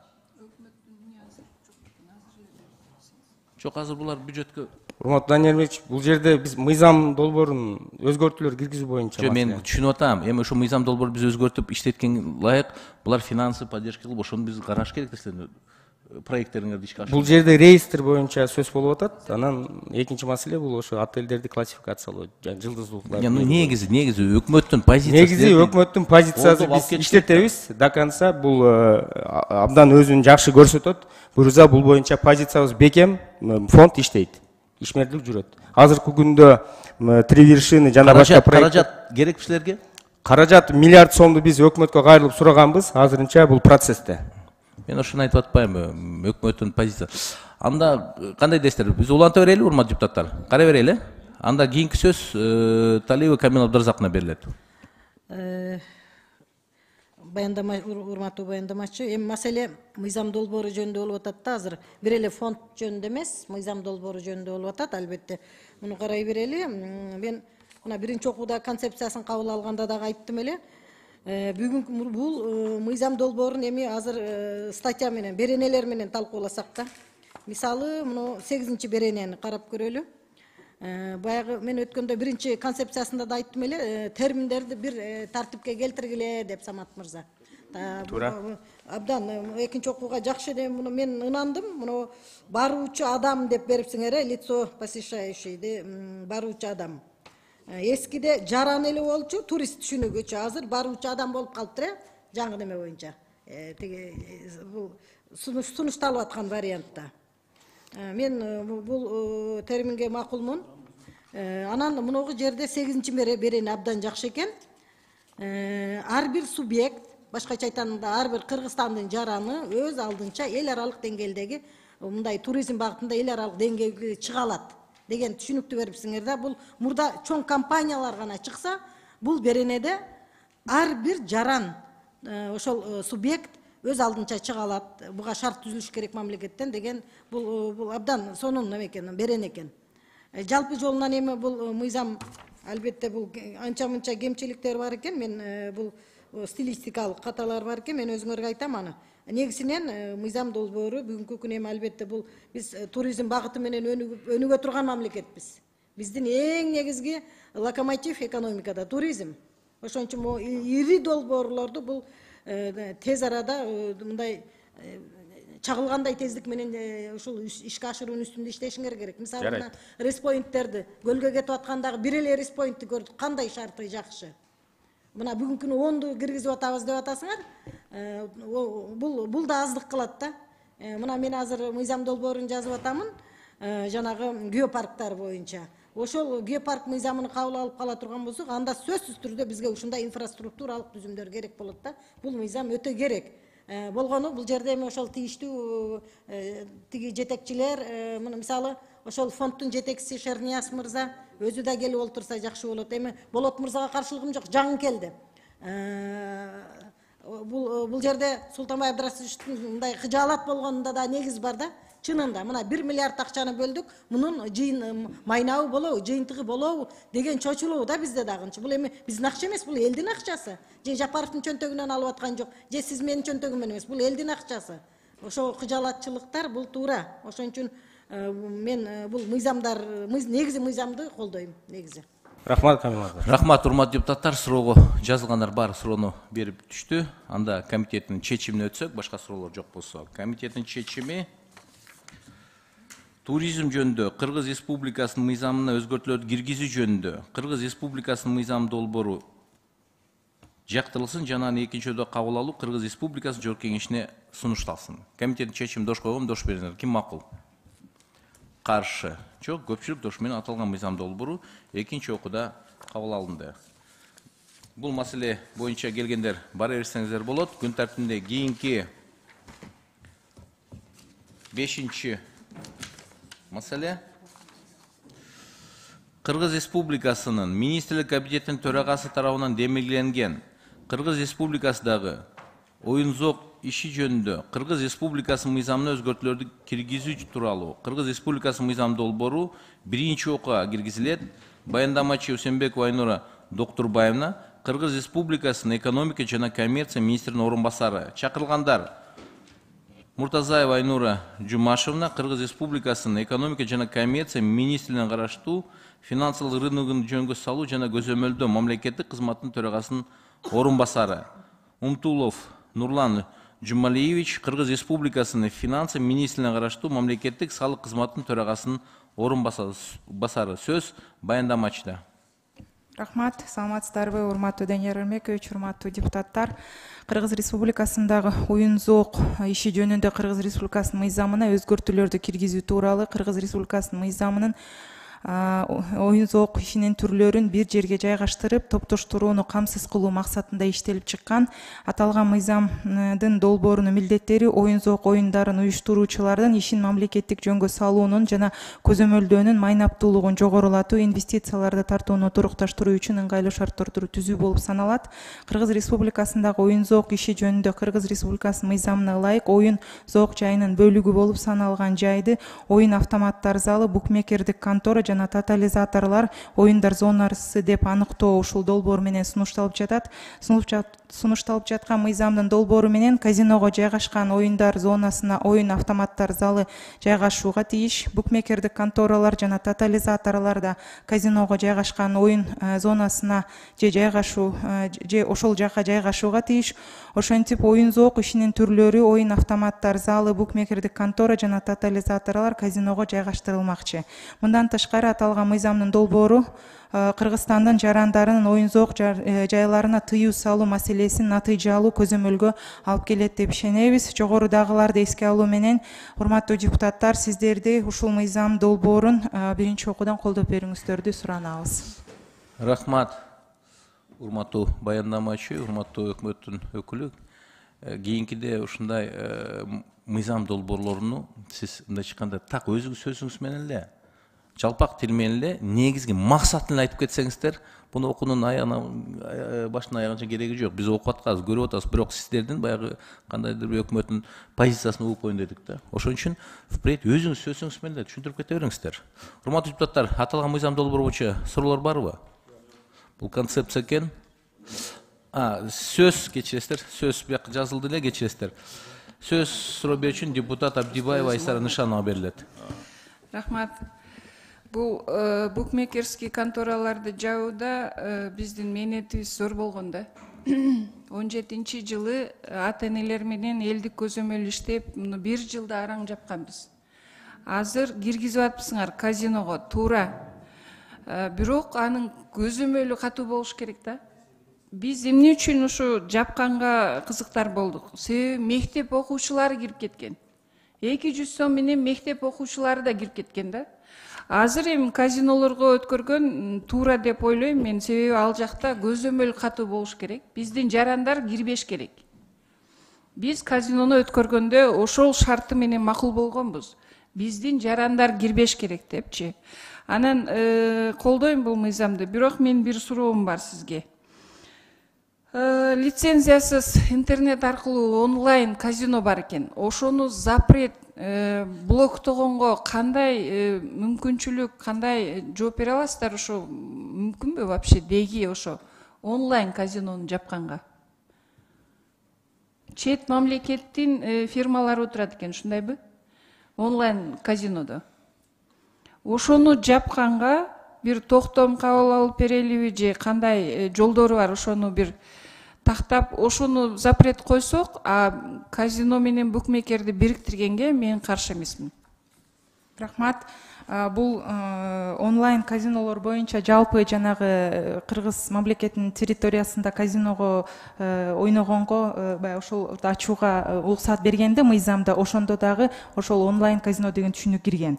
Аны бүгүнкү күндө атайын эгер мурунку убакта баягы жок болуп, анан регулятор жок болуп, мыйзамсыздар кармалып ошентип келсе, азыр биз легалдаштырып, регулятор кирген да ал жака.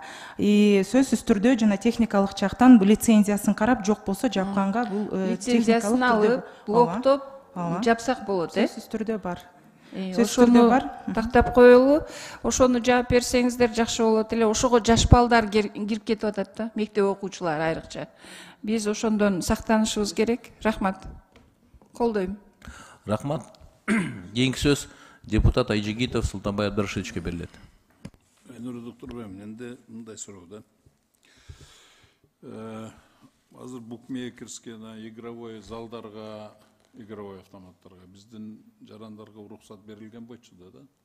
Букмекер жабылган, 17-жылы жабылган. Бүгүнкү күндө жалпы игровой автоматтаргачы? Запрет турат, бирок баягы бир жакта эмес, консолидация жок болчу да. Баягы азыр бир жакка алып келип, только казинонун зонасында ачканга болот деп көзөмөлдү күчөтүү максатында ушу сунушталып жатат. Бир жерге алып келгениңерде, значит, ошондой эле казиного эме болгон распространяться эткенде эле биздин жарандар ал жерге киргенге уруксат эмес. Андай жакшы эле. Анан жанагы дагы бир суроо, ошол казинолорду ачып атканда силер айтканыңар канча бир жылда канча миллиард доход алып келет деп айттыңар эле? Бүгүнкү күндө 2 лицензия алган казино, жана букмекерлер боюнча регулятор Госфиннадзор айтып бере алат, а налогдор боюнча налоговый службада коллегабыз жардам берип койсо. Канча башында канча түшөт деген можобол болгон эле? Саламатсыздарбы? Бүгүнкү күндө 2 казино бар, анан 2 букмекерский контора бар. 9 айдын ичинде 60 миллиондон ашык салык түшкөн бюджетке. Канча? 60 миллиондон ашык. 60 миллиондон бир жылда. 9 айдын ичинде. А эмеде 1 миллиардтан ашык түшөт дедиңер беле, же 4 миллиард дедиңер беле, канча түшөт деген божомол болду эле? Жок, биз антип айткан жокпуз биз. Жок, аны Минэконом жакшы билет да. Жалпы расчеттор ал кезде берилген эле, биз аны сизге тактап берип коелу. Бирок бүгүнкү күндө жана глобалдык өзгөртүүлөргө байланыштуу жана инвестициялык немелерге байланыштуу, анан баягы казинонун биз өтө көптөгөн чектөөлөрдү бергенбиз да, ошолордун баарын механизмдерин баарын жанагы актылар менен иреттеп түздөп чыкканга ошол убакка кичине убактыбыз кетип калды. Анан бүгүнкү күндө ошол даяр болору менен мына 2 казино кирди, и дальше кароодо дагы заявкалар бар. Азыр мындай болуп атат да, мен эгер ката кетпесем миллиардтаган сумманы айткансыңар да. Миллиард канча экен эсимде жок, но бирок миллиардтаган сумманы айткансыңар да. А болгону 60 миллион түшүптүр. Канчалык бул кажети бар дейм да буга, 60 миллион түшүргөн. Бул жөн эле бир 5-6 кишинин эле бизнеси болуп калып атат да, чынын айтканда.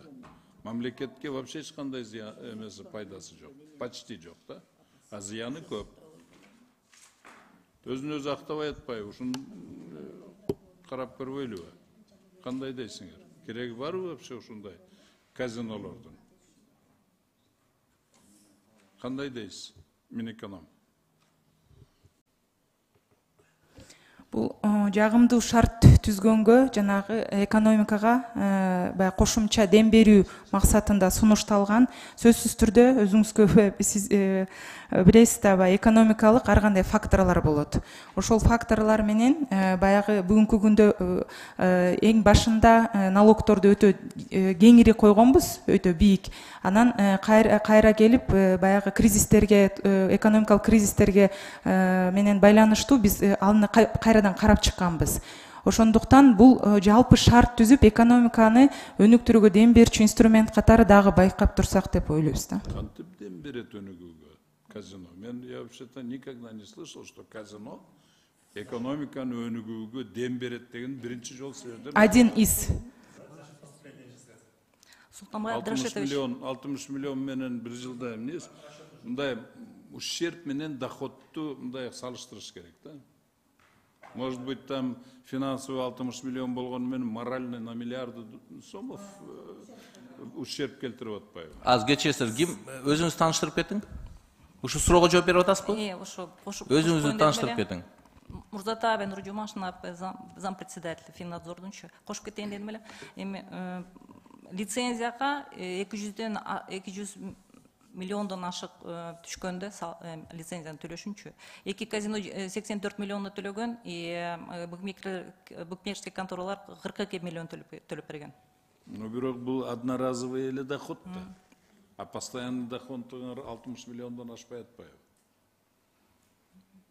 Туруктуу доходуңар, кирешиңер. Мен ошону айтып атам.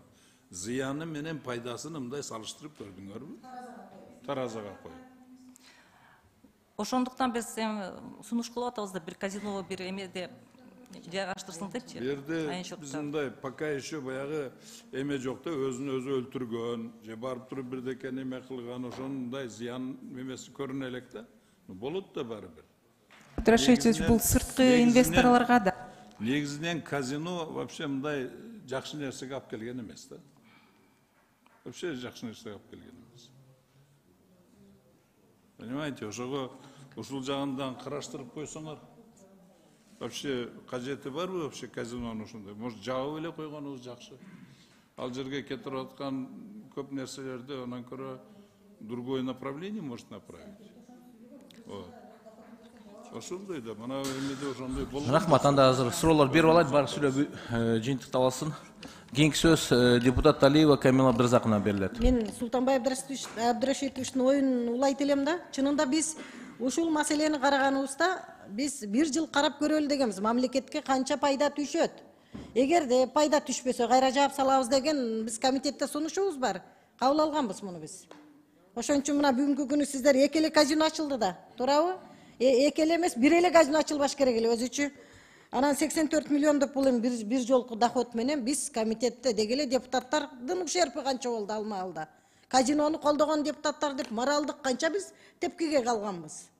Анан сиз мына букмекерлер жөнүндө, букмекердик кеңсе жөнүндө, тотализаторлор, оюн автоматтык залы жөнүндө 17-жыл жана Зулукаровдун мыйзамы кабыл алынып, жабылсын деген.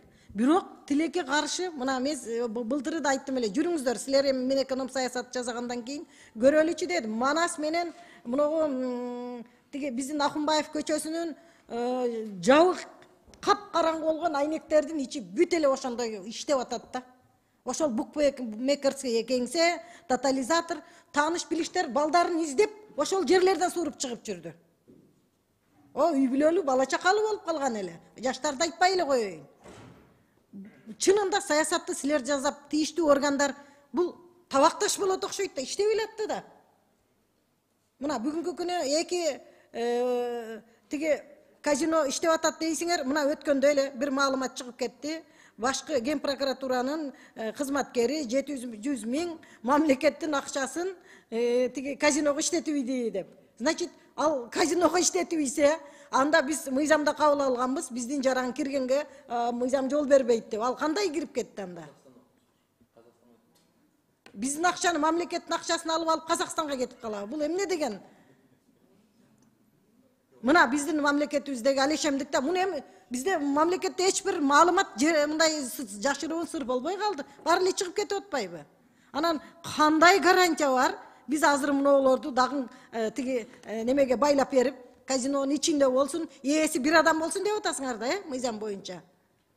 Контрол болот. Абдыразаковна, сиз туура белгилеп кеттиңиз да, жанагы запрет болгондо нелегально иштеп атышпадыбы? Анан аны правоохранительный органдар нелегальный деген неме менен толковать этип дальше караш керек эле. Но по факту жанагы законду мыйзамдаштырып атканда ошондо деле айтышты, нелегально иштегендер көп болуп атат, анда легалдаштырып туура контролду коелу деп. Бирок биздин жарандарга запрет коелу деп баарыбыз ушул жакта талкуулаганбыз. Анан бүгүнкү күндө бункерди бул жака алып келгенибиз бир жакта контролдо. Сиз айткан именно контролду күчөтүү максатында. Логика каякта болуп атат да? Бул многу неме букмекер, тотализатор буларга запрет болгондон кийин жок да мындай эме боюнча, логика боюнча ал жок. Анан кайра биз азыр мыйзамга киргизип, бул эмне деген логика? Бул мындай бир логика экинчи логикага карамак, бул нонсенс. Бул мыйзам туура эмес. Мыйзамдын тили менен алганда жок мыйзамды жокко чыгарган тотализаторду биз кайра мыйзамдаштырып атабыз да. Логика кызык болуп атпайбы? Жок, оюн зоок иши жөнүндө мыйзам биз кабыл алынганда аларга уруксат берилген. Бирок казинонун жайында болсун деген болгон эмес. Азыр ошол жака киргизип, контролду күчөтүү максатында сунушталып жатат. Эмнеге бул мыйзамда болбосо контролду киргизе албайсыңарбы?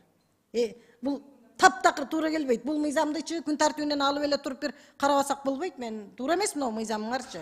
Күн тартибинен алып карайлы.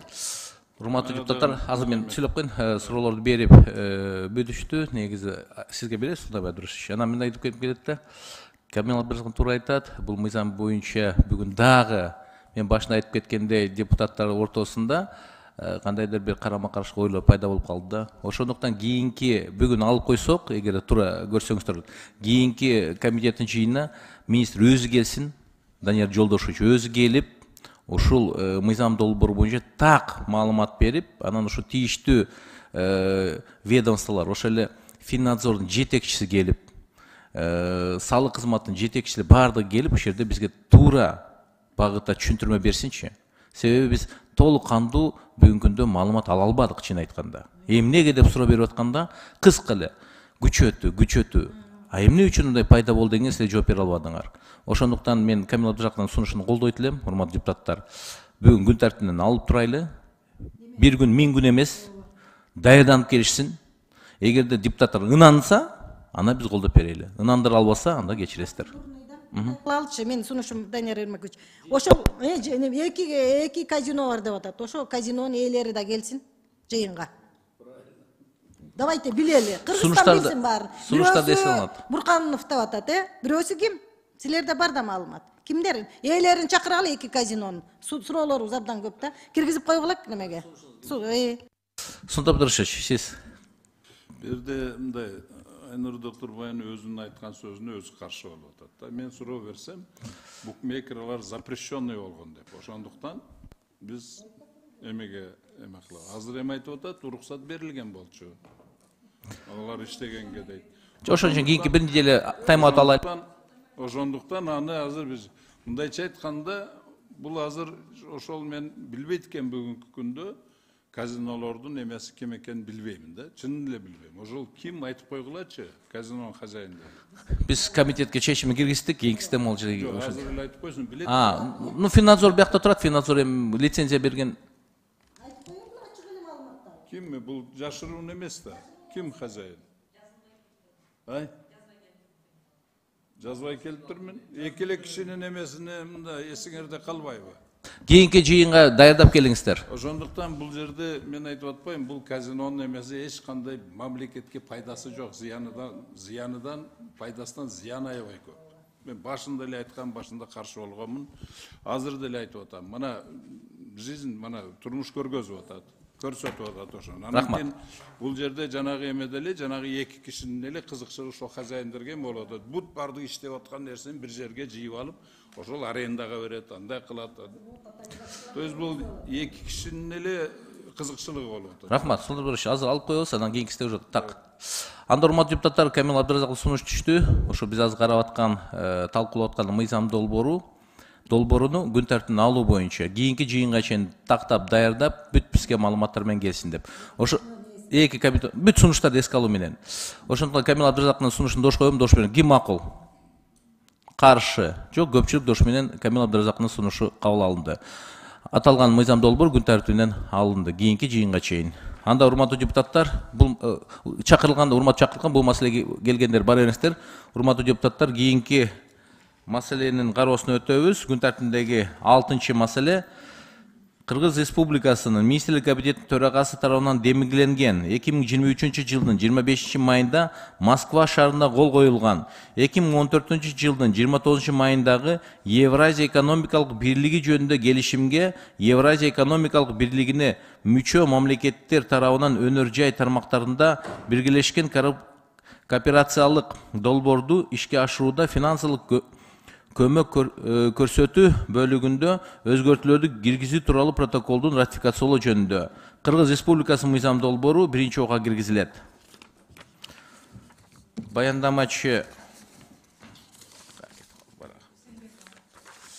Баяндамачы Усенбекова Айнура Доктурбаевна, Кыргыз Республикасынын экономика жана коммерция министринин орун басары. Сөз баяндамачыда. Кыска, өзүңүз негизги багыттарын айтып кетиңиз.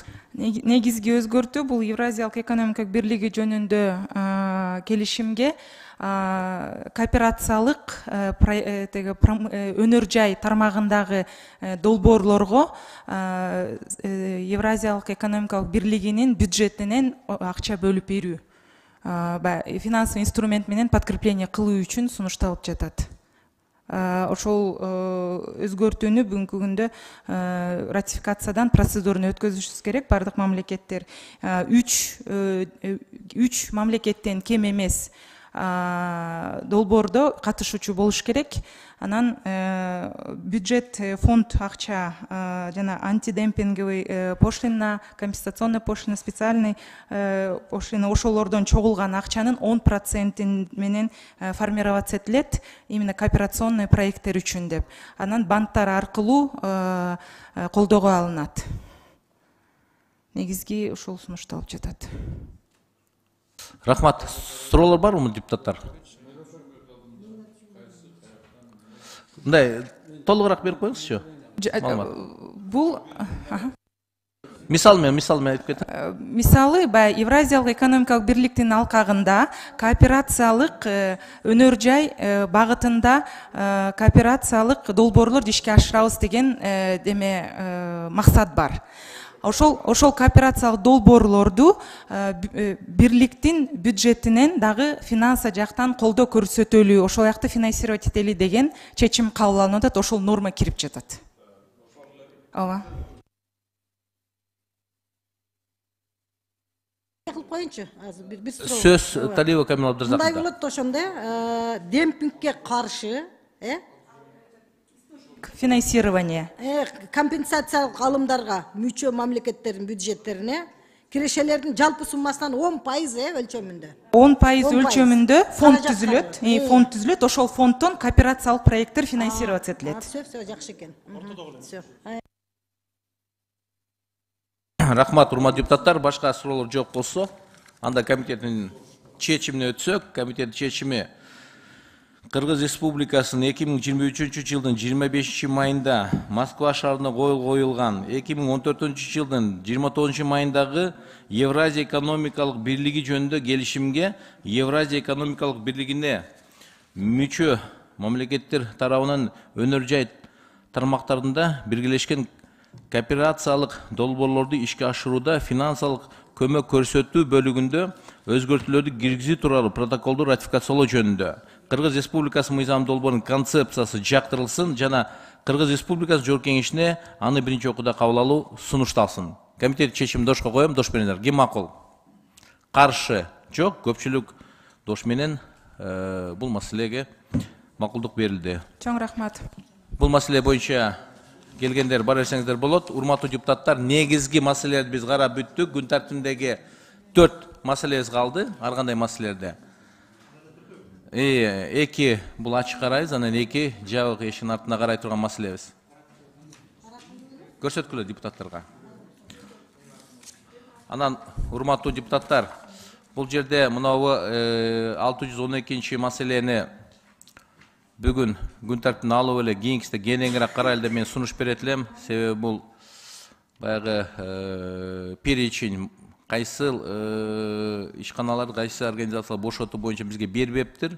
Ошондуктан биз айттык, уже бүт тизмени бергиле, анан ошого карата биз карап берели деп 612-ни. Ошондуктан туура көрсөңүздөр, ушуну биз күн тартибине алып турбайлыбы, урматтуу депутаттар? Бул алып келсең кагазды.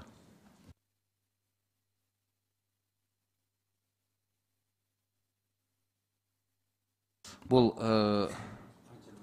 Кыргыз Республикасынын Жогорку Кеңешинин бюджет, экономикалык жана фискалдык саясат боюнча комитеттин менен макулдашуу боюнча Кыргыз Республикасынын салык мыйзамдарына ылайык кошумча нарк салыгынын ордун толуктоолуу жана кайтаруу жол жоболорун жүгүртүү үчүн салыктык эмес кирешелер боюнча кошумча түшүүлөрдүн 705 миллион сом боюнча сөз болуп атат да, өлчөмдөгү кошумча каражат бөлүп берүү жөнүндө дейт. Эми ошонун тизмесин онасını бербептир да бизге. Жөн эле суммасын берип койду. Ошондуктан мындай анык болуш үчүн буну алып турсак, кийинки жыйында ошо менен толук маалымат берсин. Эртең себеби бизден дагы эл сурайт экен, биз элге чыкканыбызда кандайдыр бир суроолор болгондо биз так жооп бере албай атабыз. Каршы эмессиздерби? Данияр Эрмекович, бул жерде налоговый бар, сөз берип коесузбу? Давайте перечинди алып келсин. Ошондуктан мен сунушту дошко коем. Дош бериңиздер. 612-те сиз мындай азыр жок, бизде мыйзам боюнча эгерде сунушка коюлгандан кийин ага чейин бербейсиңер. Мен баягыдан бери айтып аттым, 612-ин одан алып коелу деп. Жок, кол көтөрүп атканда. Айтыңыз. Саламатсыздарбы, урматтуу депутаттар. Данияр Эрмекович, бул маселе боюнча тизме жок да. Анткени деген тизмени сиз билгендей 2022 жылы жана жаңы кодекс киргенде тизме боюнча бул маселени алып салган да. Азыр бул кандай суммасы 705 миллион кандай чыкты да. Бул деген биз деген ар бир районго жана заявканы чогултканда ушу суммага чыгып атат да. Мындай айтып келгенде азыр мына 84 миллиону бул деген дип представительстволорго, посольство, международный организация өзүнчө возмещение болот да. Калганы болсо бул жанагы ири компанияларга, экспортер, импортерлорго да. Мына айтып кетсек, бул 705-тин 225 миллиону бул деген жана Интерглаз компаниясында. Ошондой эле жанагы электроламповый заводторго да. А мындай атайын тизмеси азыр андай жок да. Бул заявка боюнча заявительный характер болуп эсептелинет да. Тизмеси болбойт мунуку.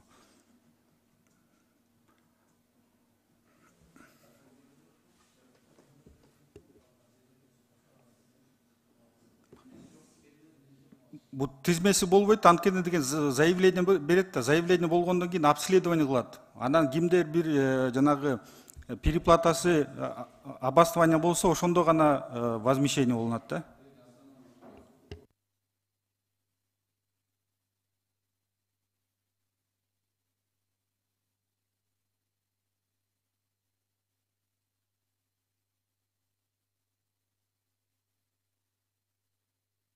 Эми заявка боюнча деп атасыздар экен, азыр мына так ошол ону боюнча тизмесин алалы экен. Негизи бүгүнкү күндө бир да кайрылбадыбы заявка боюнча? Деген бул 2 ай жок, ошо кайрылгандардын онасын берип тизмесин бердиңерби? Кайрылгандардын. Жок, алар деген толук бере элек да, ушу жылдын аягына чейин берип турат да, ай сайын. То есть мындай чагыда биз бекитебиз, анан аягында силер алып келесиңер, алып келбейсиңерби, билбей калабыз. Жок, бул прогнозный да, прогнозун алганбыз да, заявкаларынчы. Жана салык кызматынан чогултуп берген да. А бул жанагы салык төлөөчүлөр өзүлөрү бере элек. Анткени убакыт ай сайын берип турат да анычы. Ал атайын тизмеси мындай болбойт да. Силер менен прогноз менен чыгарып койдуңарбы бүгүнкү күндө? Жылдын аягына чейин керек болчу да, ошо прогнозный бул жана 2 айдыкы өткөн, анан дагы 3 айдыкы келет. Эрмекович, бизде азыр список барбы? 500 миллион каралган бюджеттин ичиндечи. Ошонун тизмеси бар, кимге кетти? А именно бул болсо прогноз жагынан чыгарылган.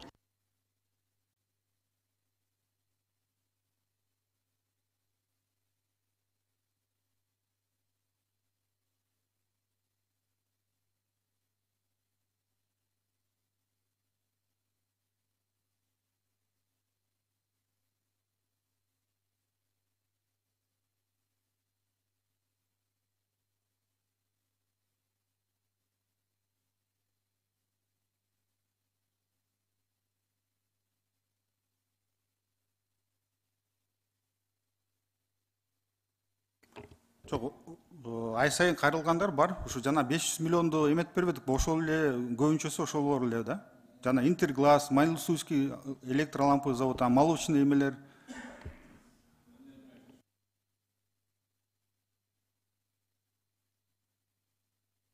Ну все, урматтуу депутаттар, анда 612 тескемени күн тәртибине алып туруу боюнча дошко коем, дош бериңиз, ким макул?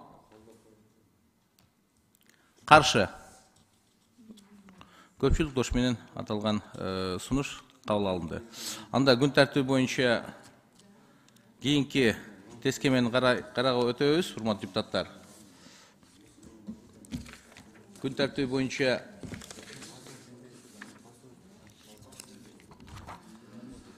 Кыргыз Республикасы Министрлик Комитетинин 2023 жылдын 12 октябрында номер 617 тескемеси макулдашка киргизилет. Баяндамачы Дүйшөбү Эжибек Курманбековна, Кыргыз Республикасынын финансы министринин орун басары чакырылган Орузбаев Жиналы Байсалович, Кыргыз Республикасынын экономика жана коммерция министрлигине караштуу монополияга каршы жөнгө салуу кызмат төрагасынын орун басары. Сөз баяндамачыда.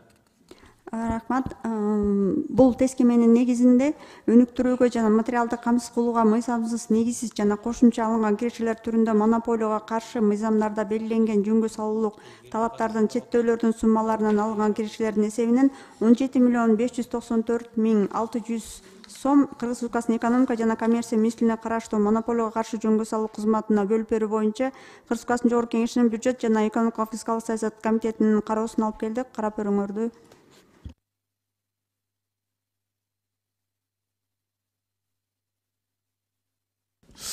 Урматтуу депутаттар, суроолор бар бул маселе боюнча?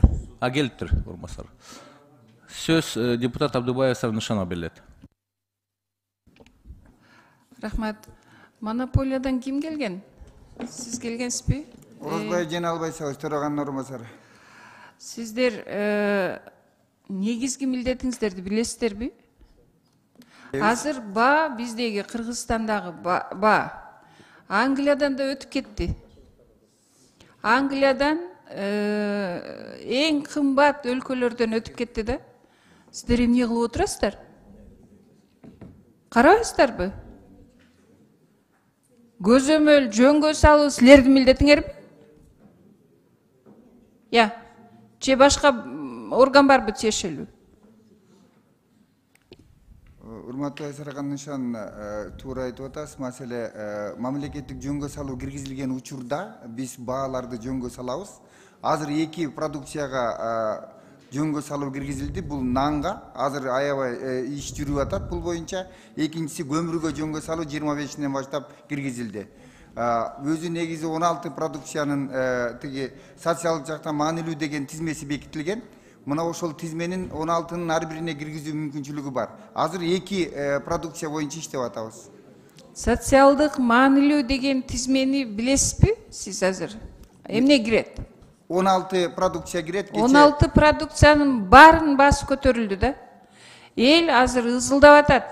Сизге эгерде маанилүү эмес болсо, сиз бир чыгып көрүңүз. Бизге өтө маанилүү жана бул боюнча чараларды көрүп, биз өзүбүздүн функциябыздын негизинде азыр баардык Кыргызстан боюнча иш чаралар жүрүп атат. Жана жыйынтыксыз болуп атат. Сиздердин иш чараларыңар жыйынтыгы жок болуп атат. Ошон үчүн баа көтөрүлүп атат. Болбосо мен сизге айтпайт элем, бизге кайрылуулар болуп атат. Сиз мындай отуруп алып баягы формальный жооп бергенде токтотуңуз. Чыгып элдин алдында эл кандай баа менен жашап атат. Айрыкча социальный маанилүү ушу продуктыларды көрүңүзчү. Айырмасы канча экен? Айсаракан Нышанына биз толук маалыматты бере алабыз. Эгер жазуу түрүндө керек десеңиз, жазуу түрүндө азыр акыркы мага кереги жок, ошо силердин жанагы статистикаңарчы жалган. Жалган эмес. Сиз эмес. фактически жасап келиңиз, элге чыгып карап келиңиз, жыйынтыгын мага бериңиз, жазып. Рахмат, тиги Айсаракан Нышанына биз бул боюнча чараны алып барабыз жана сиздин айтканыңызды угабыз. Рахмат. Сонусу? Сөз Ажигита Султанбаевдер. Сиз азыр бул антимонопольный эмеге жөн эле айыс кылып атасыздар. Булардын колдон эчтеке келбейт. Себеби инфляциянын булагы жана причиналар совсем башка жакта. Булардын компетенциясы эмес. Аны эртең мына эме келет го, бюджет 24, 25, 26-га. Ошолорго бериш керек. Усенбековичке бериш керек, Акылбек Усенбековичке. Анын замдарыга бериш керек, Минэкономго бериш керек, министрге, понимаете? Булар эчтекени чечпейт. Булар жо сиз азыр, они просто сиз азыр эмеңизди, өзүңүздүн ачууңузду совсем башка жака эле буруп коюп атасыз да. Сиз бура турган жака буруңуз. Эртең келет 24, 25, 26-га отчет берген. Ошондон ана ошолорго буга бесполезный. Бул жөнүндө кайтып муну биз жөнүндө баягы жок, булардын колдон келбейт. Рахмат. Келбейт булардын колдон. Рахмат, Султан Рашидович. Эгерде башка суроолор жок болсо, урматтуу депутаттар, комитеттин чечимине өтөлү. Башка суроолор жокпу, урматтуу депутаттар? Комитет чечимине өтсөк, комитет чечими аталган 617 тескемеге макулдук берүү боюнча комитет чечимин дошко коем, дош бериңиздер. Ким макул? Каршы жок, көпчүлүк дош менен аталган 617 тескемеге макулдук берилди. Урматтуу депутаттар, эки эле маселебиз калды. Аны жабык иштин артына карайбыз. Ошондуктан отдел ашыкча чакырылгандарды чыгарыңыздар. Негизги эки маселе боюнча кала турган адамдар калсын. Микрофон, камераларды өчүргүлө.